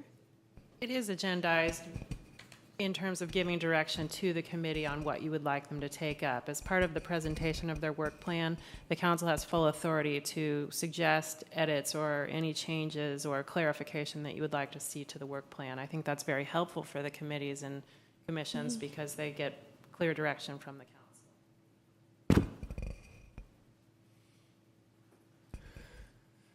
Yeah, I think that something you may need or want to consider taking up is the matter of the Civil Service Board. We do not have a full Civil Service Board, and there might be an opportunity to reduce the number of boards and committees if we do not even have the interest of or not even able to fill them. So, but I believe that would require a charter change. So just an item of information for you to consider. Okay, is that I don't know exactly how to do this. Is that the wish of the council for us to put this on the work plan, or any guidance and steering that you can give us would be appreciated? It would be my wish, but Yeah. Well, I would rather wait until we discuss all the committees and commissions. I know there's only two that, or I think there's two that come under the charter. The pension board, does that come under charter? No. Yes. 2 out of 3 said yes. Yes. And then have that discussion first and then determine whether we want to add that to their work plan rather than start with them looking at it. That would be my preference. that's fine. I just thought I'd give it as an item of information at least. Yeah, I would actually feel comfortable with saying I would be fine to take a look at it because it eventually does have to come back to us. And I have no real thought as to whether this is a good idea or necessary idea or whatever. I think just on the level of examining something. I was curious, is there anything that you might be presenting to council that you've reviewed, the election methods perhaps, or are you going to forward any of these or report on? I thought that those had gone forward, but I could be wrong. Nicole, do you know the status of that? Those will be forthcoming to the city council. We had a bit of a holdup with one of the reports being completed and finalized in that entire packet. And one of the committee members was ill for a month or so, so we had some communication errors. But the packet is prepared, and so you will receive that report as an informational item via memorandum from the city manager. At that point, it would be open for an agenda. Okay. I mean, would you like to weigh on this, Rochelle?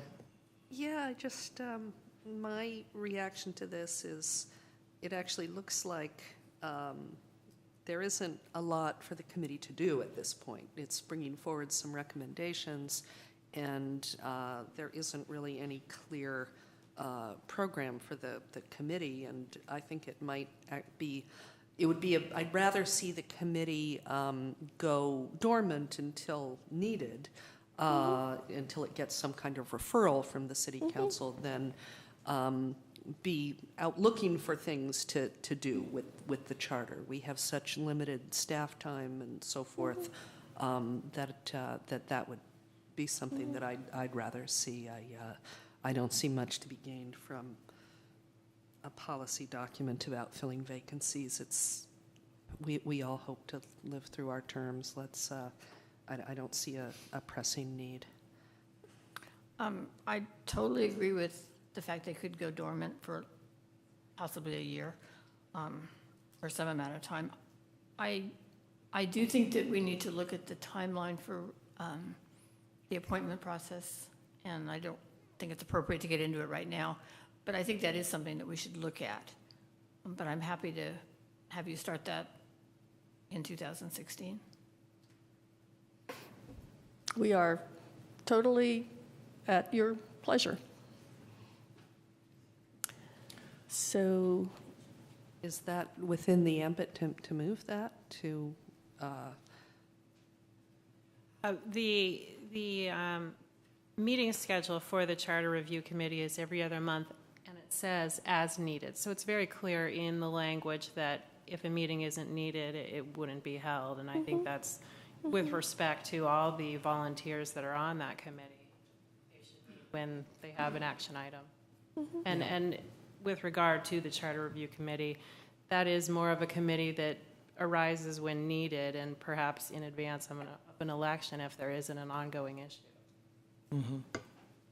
Well, I would think if this is an important thing to look at, that they at least get to it, say, within 6 months of the next election, because I'm presuming that the thought is if there is something that we need to look at, it's an appointment just before the election and how that could affect viability. So some heads up there would be a good idea. And as the staff liaison to that group and as the elections official, I certainly will be well aware of election schedules. So and the committee members are all very responsive to attending meetings. Okay. All right. Okay. I do want to just add one more thing, though, that to, I guess, Nicole, to convey to the committee that we're appreciative of their willingness to serve, and I don't want them to feel like they're being dissed or pushed aside or something, that they appreciate, that they understand we really do appreciate them. that's right. We do. Okay. Okay. Thank you. Thank you.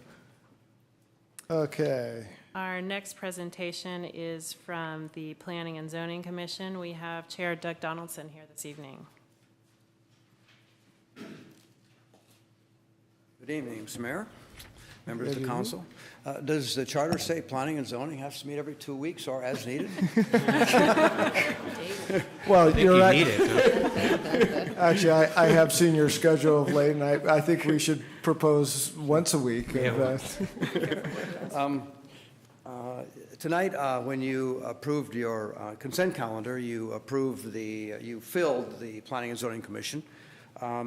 Councilmember Nason, I want to thank you for appointing Val. I had sort of get acquainted lunch with him last week. I'm sure he'll be a great commissioner. And so I think we have a very good commission. And I should tell you, the council, that it's very different. The commission is making a big change here, 4 new members, really. And it's a very different commission than what we had before. We're losing, with David and Phil, we're losing people that have been with maybe David more than 10 years and Phil more than probably 14 years on planning and zoning. We're losing a huge amount of experience there. So I'm the old timer now, and I'm young. I'm new at this, so relatively. So it's a big change. We also had a commission that was made up of 3 architects, and now we have, we have 3 architects, myself, a sort of attorney, apprentice planner, and Nick, a computer specialist and planner. So that is a big change from particularly the architects were really strong with all the design review work we did. Now we have 2 UC Berkeley planners, the best planning schools in the world, I would say. We have a landscape architect, which we've never had before on the commission, at least in my tenure. We have me holding over as a planner and with a law background. And we have 1 architect who's now practicing law. So it's a very different makeup of the commission, it's going to be a good commission. However, I'm really confident of that. They're all really good people. In our transition period, listen to what we've done since the end of December. If I have it list, we have approved 8 home additions. We've approved 1 duplex. We have, one of those home additions had a secondary residential unit, so we have a new secondary residential approved by Planning and Zoning. We've approved an artist studio. We have, I can't even read my own writing. We've had a couple of commercial signs that we've approved. We've approved the draft community service element for the general plan, so we're continuing to work on the general plan. And we've approved the housing element, which has gone to you. And that is one of the goals that is on the list for 2015. It's already been accomplished. So in our first few meetings, just during the transition period, we've been able to do that. Our next meeting will be the first meeting with our full new commission. And I think that one of the items that is on our work plan for this year will be at that meeting, and that is that the wireless ordinance, I think, is that right, is coming back to us at our next meeting. So we are moving forward and keeping busy, and there are a lot of home addition applications that have been coming in, according to what staff has been telling me, and we've certainly been seeing a lot of them, and it's gone very smoothly, so it's great. With respect to our goals for the coming year, they're probably here. The housing element we've done. Wireless communications is coming up. Residential applications will continue to be ongoing and will certainly keep us busy throughout the year. Policy implementation for the housing element. There's a nexus fee study that's listed there. The Diverse Housing Working Group has been pushing that very hard.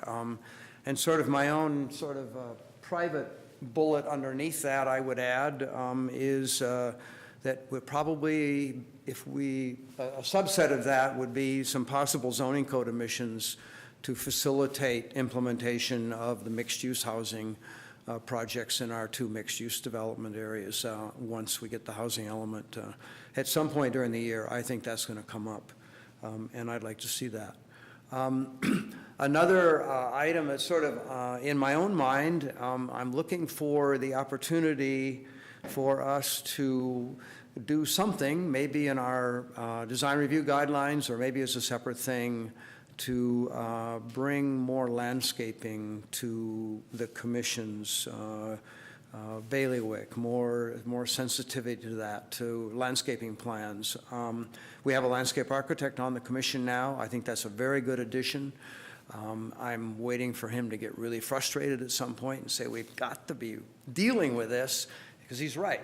It's going to happen, and we should be dealing with it. We had one project already that was begging for a good landscape plan, and we don't have the means there to tell the applicants, you've got to do a landscaping plan. We don't have the procedure set up. Not every application needs it.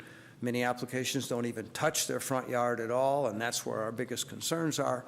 But anyway, at some point during the year, I'm hoping that we'll be able to work with staff, and we'll have some discussions or set something in motion to have some rational guidance about dealing with the landscaping component and requiring applicants in some cases to say, you need to do a landscaping plan by a licensed landscape architect, and you're not going to get your building permit signed off until you have that landscaping plan implemented. That's what I'd like to be able to say.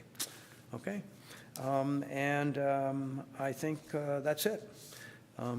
It's going to be a busy year. We have a lot coming. I think the economy is really strong, and that means more applications come in.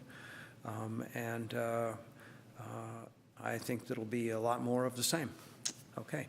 And I'm also expecting that we'll get the general plan to you before the end of the year.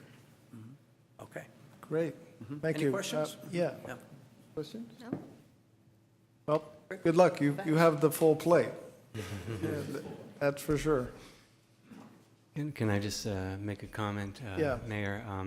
Yeah, I'm very excited about this commission. It was a pleasure to be able to choose from all the very qualified and wonderful candidates that applied to the commission. And it's sad that I'm no longer on the commission. It was a great commission when I was on it as well. And I've been informed that it's illegal to be both on planning and zoning and the council, so I could not do both, and I wouldn't want to, considering your workload. But yeah, I wish you luck, and I hope we do actually give you a lot of work in the coming years. and with Albany being, with the economy being strong, and hopefully the economic engine of Albany getting even stronger as well. Okay. Okay, and we have Chair Maxwell and I'm sorry, I thought Ron was here as well, presenting the Sustainability Committee. Thank you. Yeah, I thought Ron would be here, but he couldn't make it. It's a pleasure to be here. Good evening, council members and staff. Thank you for having us. So I'd like to review, as the last speaker did, I'd like to review our progress from 2014 and our work plan for 2015 for the Sustainability Committee, as you see on the screen. So the Arts and Green Festival continues to grow, and we think that it's getting more attendance and more exhibits, and so we're continuing to plan that and to build upon that from past years. We reviewed the CCA, Community Choice Aggregation Options, and we made a recommendation for analysis for joining the Marine Clean Energy CCA. That did not go through, but we did look at that, and we do have an ongoing activity below that to follow up with the East Bay Community Choice Aggregation, which is earlier in its development, but we're tracking that and watching that closely. We continue to encourage school energy efficiency, so we have met with the school's facility director, Don Albright, a couple times last year. One of our members from the Sustainability Committee, Charlie Blanchard, has left our committee to our loss, but has joined the school board or rejoined the school board. So that's hopefully can be a bridge for a tighter linkage between the two committees or the two groups. We've organized and facilitated a CAP outreach meeting. So this is a separate community meeting. I think several of the council members are aware of this meeting. We had the first kickoff meeting here in November. We've had 2 subsequent meetings. I view this as more of a long-term effort. This is not something that I'd expect to see quick results, but part of a longer-term strategy for engaging the community, which is consistent with one of our strategic objectives. We made a recommendation for the UUT. So we made a recommendation to council for an additional utility users tax. That was earlier in the year last year. The first time we put this through 2 years ago, or proposed this 2 years ago, it did not make it to council vote. So we see that as a measure of progress, although it was not approved.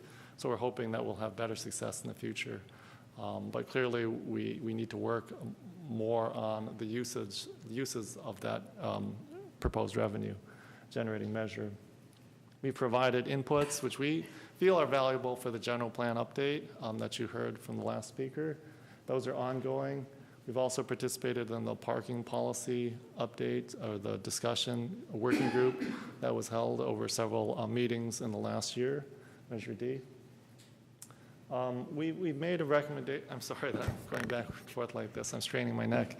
But we've made a recommendation to the city to limit the leaf blowing use, and I think that that's being. Thank you. That's being evaluated, but we continue to follow up on that one. Leaf blowers create a lot of harmful small particulate. They blow up a lot of small particulates, which are very damaging to infants and older, senior citizens in particular. We recommended to the City Council to join the PACE program, which is a new financing program to encourage energy efficiency retrofits. And we've initiated exploration of new greenhouse gas reduction goal, which is ongoing, and we expect to bring a recommendation to Council in the next and coming few months. And then we continue to review major developments, including the village project at East Village. So our key initiatives for 2015 are to continue to provide update on the general plan update, to support the county CCA feasibility study that is ongoing, We continue to work on Arts and Green Festival, working with council to adopt a long-range goal for greenhouse gas reduction. So this is the proposed net zero target for 2050, which exceeds the state's 80% greenhouse gas reduction in 2050. A key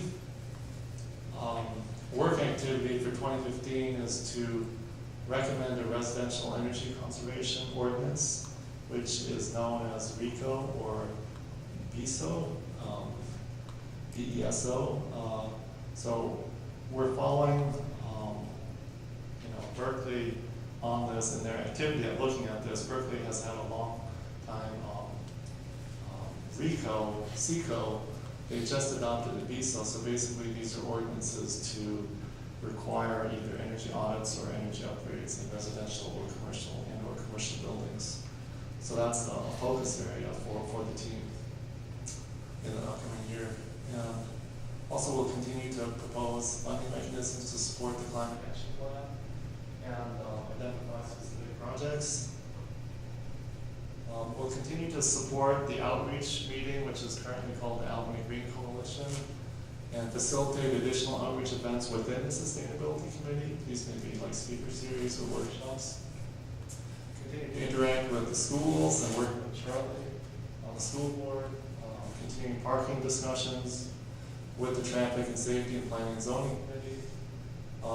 We do plan to update the emissions inventory, the methodology, and the targeting, as I mentioned, the longer-term targeting, and as well as the status for 2020, and then continue to review major developments. So again, it's a pretty full plate for us. And again, we just want to underscore that the committee is supporting two of the major objectives of the city's strategic plan, helping to advance climate action, and also to try to engage our diverse community. Thank you. Okay, thank you. We have questions for Max. Yeah, one question. You mentioned CCA and looking at having looked at Marine Clean Energy and now the East Bay Coalition. I had heard something about Alameda County, though, putting together its own CCA thingy. Are you studying that as well? I believe that is the East Bay. So oh, it is. Maybe I misspoke. One Maybe of the it's same. Alameda County. I'm not sure if the name is East Bay or Alameda County, but Okay. but it's okay. The same. Alameda Okay. County. Yeah, it's the same, but it is kind of earlier in its development. So again, it's not something that we expect to see ready to roll out this year by any means. I thought it might be a different organization because I know there's an organization not affiliated with the county that was also exploring CCA that might have presented to you in the past. Yes, that's correct. Yeah, so I think I misspoke. Okay. Yeah. All right. Thank you. Yeah, I have a couple of questions. Speaking of CCA, doesn't ABAG have a CCA? Does ABAG have a CCA? I'm not aware that, Okay, I mean, ABAG is an association. Right, and I thought I had so- seen it on their website as one of their programs. And Okay, yeah, I'm not aware of that. okay. We can look at that. They may well have, looked at this, discussed it, within their group. We can follow up on that. Well, I could actually follow up since I found it once. Maybe I read it wrong. In your initiatives, 1, 2, 3, 4. On the fifth one, you talk about recommending the RECO, and yes. at the on the bottom, you talk about exploring the possibility. I think they're two different things. Which one is really where you are right now? Have you done all the research and you're ready to recommend, or are you still exploring? We're in the exploration and the data collection and the discussion phase. So the bottom probably describes where we are currently, early in the year. We'd like to get further along, much further along by the end of this year, and that might be a aggressive schedule, and we did have some debate within the committee as to the wording there about recommending, exploring, promoting, et cetera. But we would like to make a recommendation. We would like to make a, we should go for BSO or RICO or whatever we feel is most appropriate and most, really most appropriate for the city. It seems like since you're still in the exploration phase that you may want to tweak that other one just a little bit. So it doesn't sound like you've already made up your mind before you've done all the research. That's.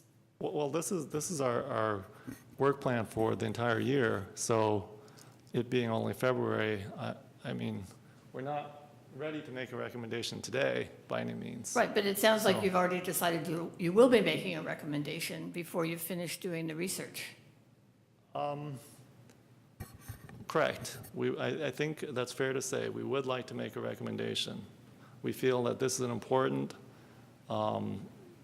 regulation to pursue. Without this, we have the data before us. Not much happens. And it is a major source of emissions from the households, from utility usage, natural gas usage in particular. I'm not saying it's a bad thing. I just think it, again, we're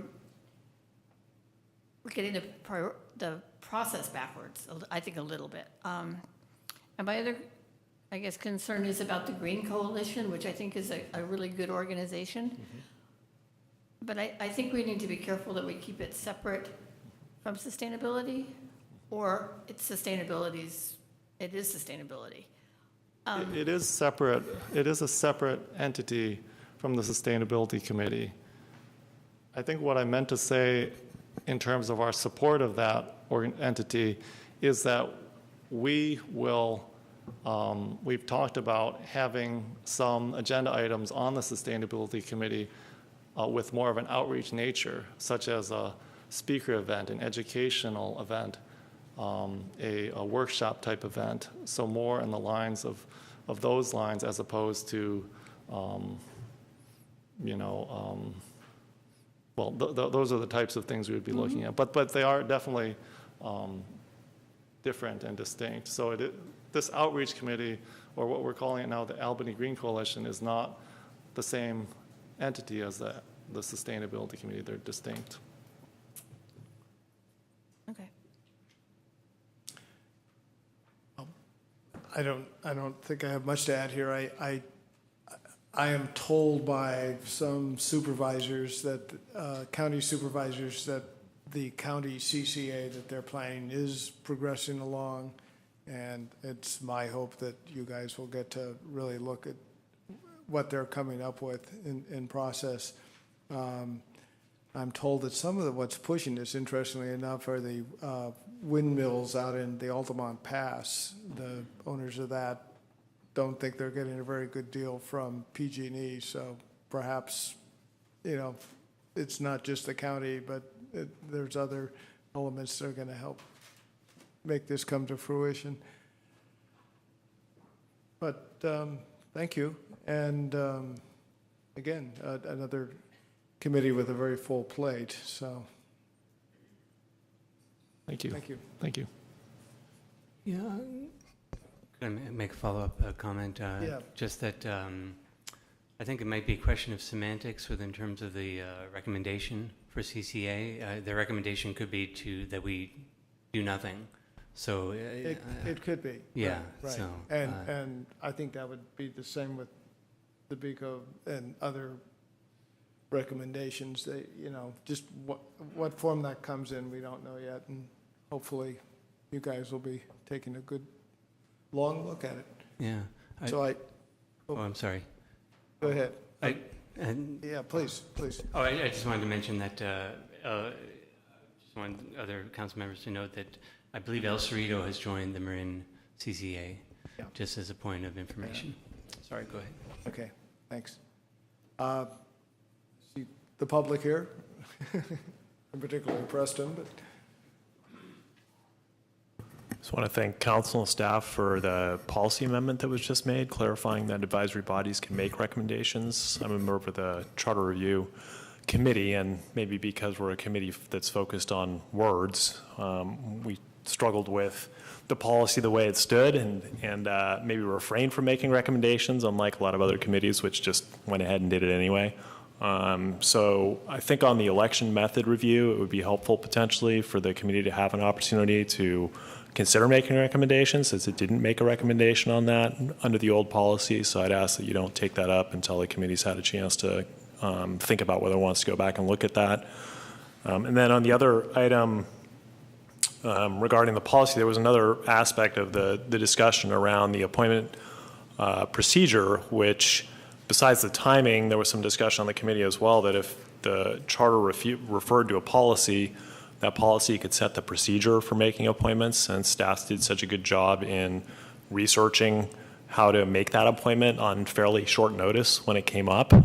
Staff went to other cities and asked how they did it, and since that research and that process is kind of fresh in mind for the city now, it could be captured and institutionalized, so this should come up 100 years from now.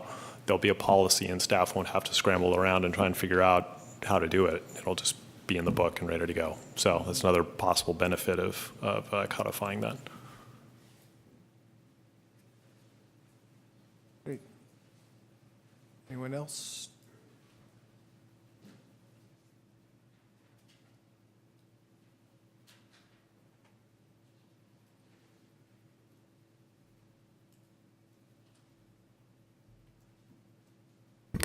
Just as a follow-up, my recollection is that Charter Review did vote and make, I guess it's a recommendation, if not a recommendation, sort of a summary statement. And, well, you'll be able to see it at some point when all of the paperwork is done and when people have gotten over this affliction that's gotten almost all of us.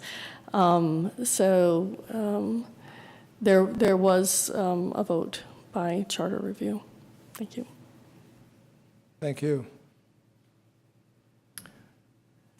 So we could come back to council for any further comments, or else I think we've had our presentations. You'll receive the next set of presentations throughout the next several city council meetings. Okay, great. So up next would be city council appointments to county regional bodies.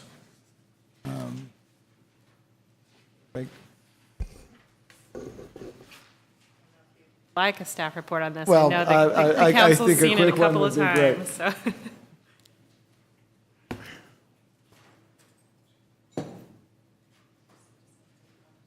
Right, so basically, I know that the council has reviewed this a couple of times, and unfortunately, we don't have a full dais here this evening either, but as mentioned earlier, currently we have Mayor Moss and Vice Mayor Barnes set in most of the tables as a placeholder, so to speak. The council's welcome to make appointments as they see fit and agreeable amongst the majority. You'd like to take them one by one? We could, or we could just look at ones that are of particular interest to the council. Yeah, I thought that given that we once again have the situation of only 4, maybe we should just state preferences, perhaps make appointments, and then re-trigger that if needed when Councilmember Barnes comes back. But yeah, I guess that in particular, I have the one. Well, I have 2 that I'd want to talk about. One is whether or not you'd want me as the League of California Cities representative. I am appointed to the Environmental Quality Committee, but I certainly don't have to be the official representative to the League of California Cities. If someone else wanted to do that. On the other hand, I could be the rep if people desired. But my greatest interest among these is the Alameda County Transportation Commission, and I would love to be the appointment to that body. I had a question. Did Michael send any preferences or state any when, Yes, he would like to remain on the 2x2x2, but he does have a problem with the daytime meetings. So I think some of these are problematic for him, and he could certainly continue to be which is kind of a common thing for the mayor's conference, as your alternate, since that's an evening meeting. But I think Right. any of the others, other than that 2x2x2, would certainly be up for grabs. okay. Good to know. Yeah, I know he's a very busy guy, so, and some of these, like the County Transportation Commission is also a daytime meeting. Yeah, that I realize, and I have some flexibility in my schedule so that, given the advance notice of the meetings, I can block out that time and shift my work hours. Right. On that one specifically, I would like to continue on. I have been making those meetings, but perhaps you should be the alternate, and perhaps you should come to some of them, because that would not be uncommon. They are public meetings, at least get a feel for it. So it's of all these regional bodies, it is one of the more complex ones in terms of you're often looking at large budgets and a lot of financial information that you have to plow through to have any idea of what's going on. And it takes a while, I think, to get used to what, just what they are doing and at what level. Yeah, I have attended one or two before, but I think that's an excellent suggestion to attend them to start to get a feel for it. Right. Okay. And, yeah. I think we're pretty good on these in terms of, I understand that a lot of these, as mayor, I'm the guy. And I was going to do a little report at the end of the meeting about what's happened since our last council meeting. But they can be time-consuming. It looked like Councilmember McQuaid wanted to say something, but I just wanted to, since she mentioned it, I believe there's only, looks like 4 that are actually defined as either vice mayor or mayor, and the rest could be appointed. Anyone could take that seat, as far as I can tell. Yeah. Well, let's see, 1, 2, 3, 4. Is that, I'm getting a little lost. Let's just go in order. Let's just chip away at them. I think the Okay. first one, the second one are done. It looks like Peter and Nick will be the primary and the alternate there for the Alameda County Transportation. The Alameda County Library Commission is already will be chosen by the library board. That's been our practice. The Association of Bay Area's Governments, that right now is by default the mayor and the vice mayor. Don't know if anybody would be interested in an alternate for that one. Have you been attending those meetings? I think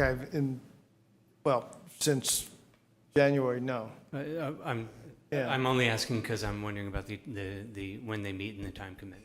It's listed here under meeting column. Oh, thank you. Bi-yearly. April, October. Oh, okay. But those are all day, those are Are they? full day type meetings, aren't they? They tend to be. Yeah, I think Yeah. so. I'm happy to start attending those, and I know there's some ABAG stuff coming up that I've already signed up for, but these biannual meetings, it doesn't sound like something Michael would be able to do for sure. I like the recent training in Sacramento. I'm able to also take some days off for things like this. So, since it's only twice a year, I would be interested in being named an alternate if no one else is interested in that.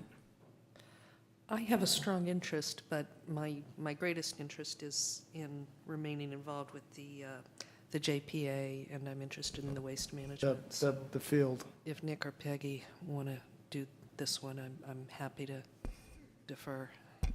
I'm happy to defer. I'd like to do League of California Cities if that works. It could.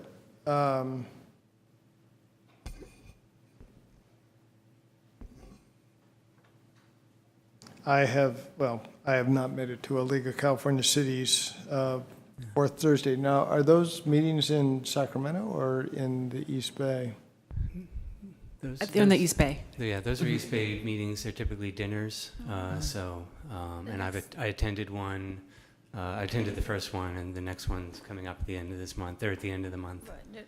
The next one's in Dublin. Yeah. Which is Albany County. Okay. And I think we're all invited, right? It's just, this would be the voting representative for the city. And some of them may have a fee involved for the meal, so at times there would be some advance notice needed if more than one representative were to attend. Right.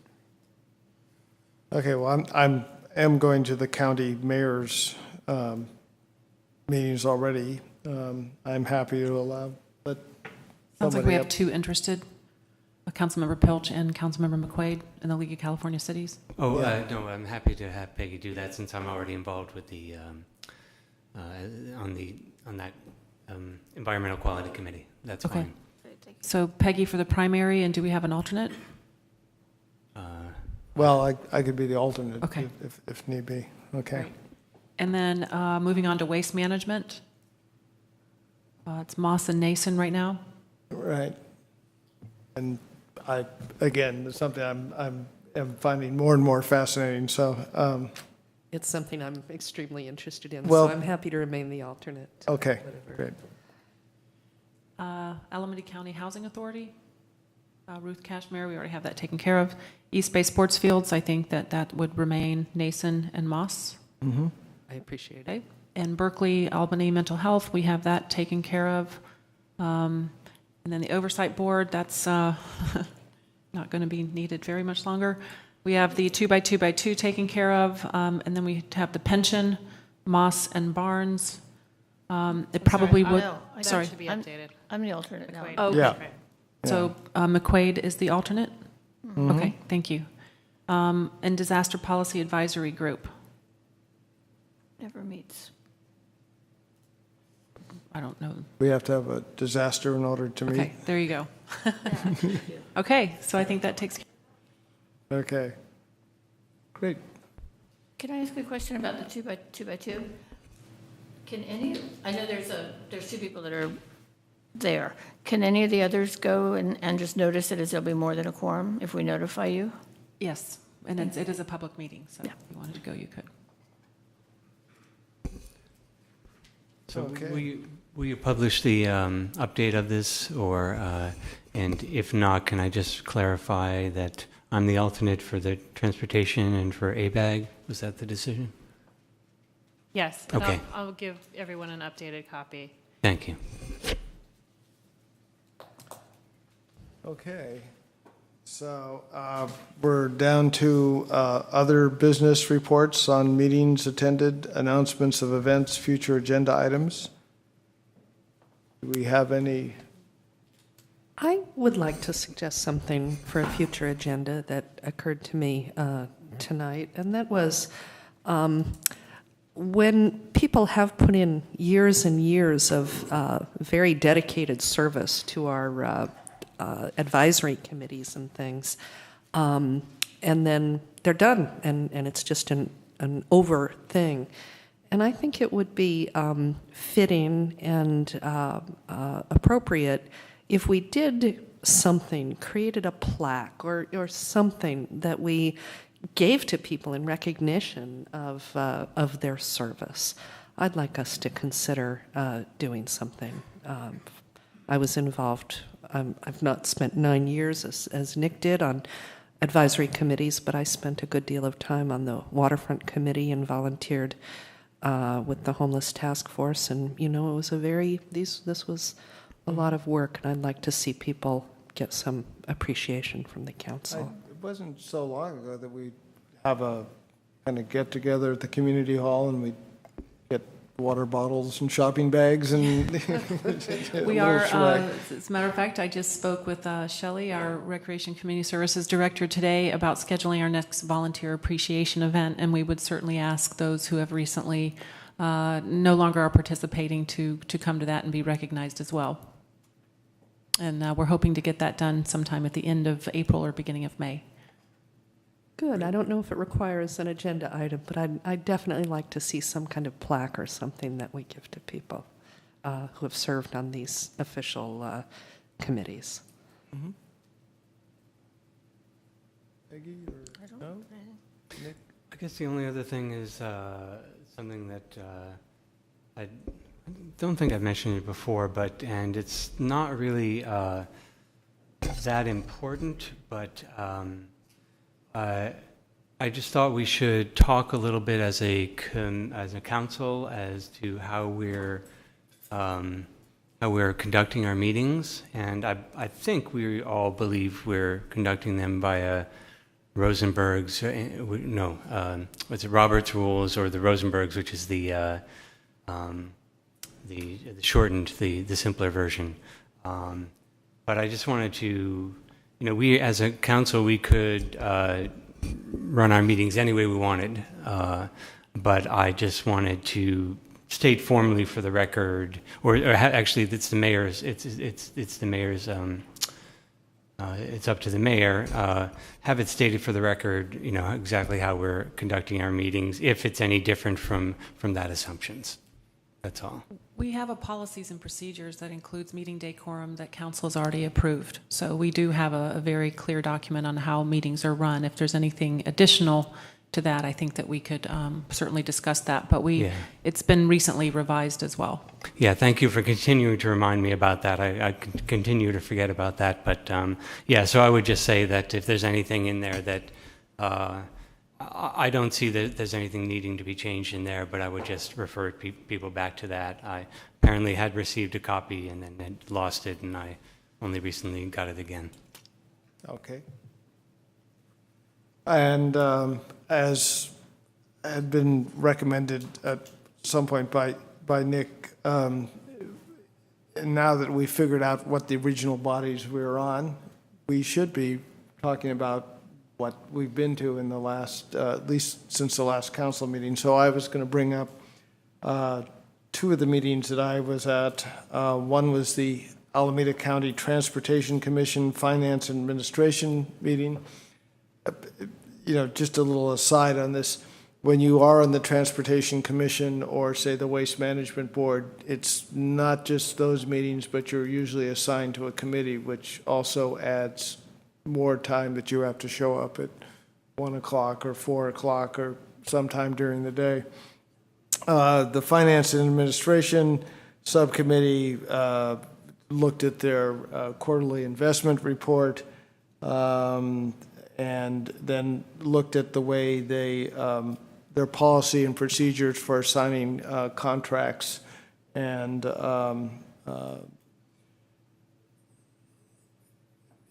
when you're dealing with an agency that has a $1 billion program, $1 billion plus, it is pretty important, just how they dole that out. And then I was also at the Recycling Board Planning and Organization Committee meeting, which looked at the final audit for 2013, 2014, discussed research on using composting to get rid of unwanted pharmaceuticals, and then had a kind of presentation PowerPoint on what Waste Management and the Recycling Board and the Energy Council do. All very interesting, except that it kept me from going to the thing that I probably love the most, which is not a regional, official regional meeting, which was the Spur launch in last Thursday. And I just wanted to make mention of that. If people are familiar or not familiar with Spur, they've opened up an office in Oakland now, and I think that's going to be very interesting and exciting. So that's my quickie report. With that, I think we could call for adjournment.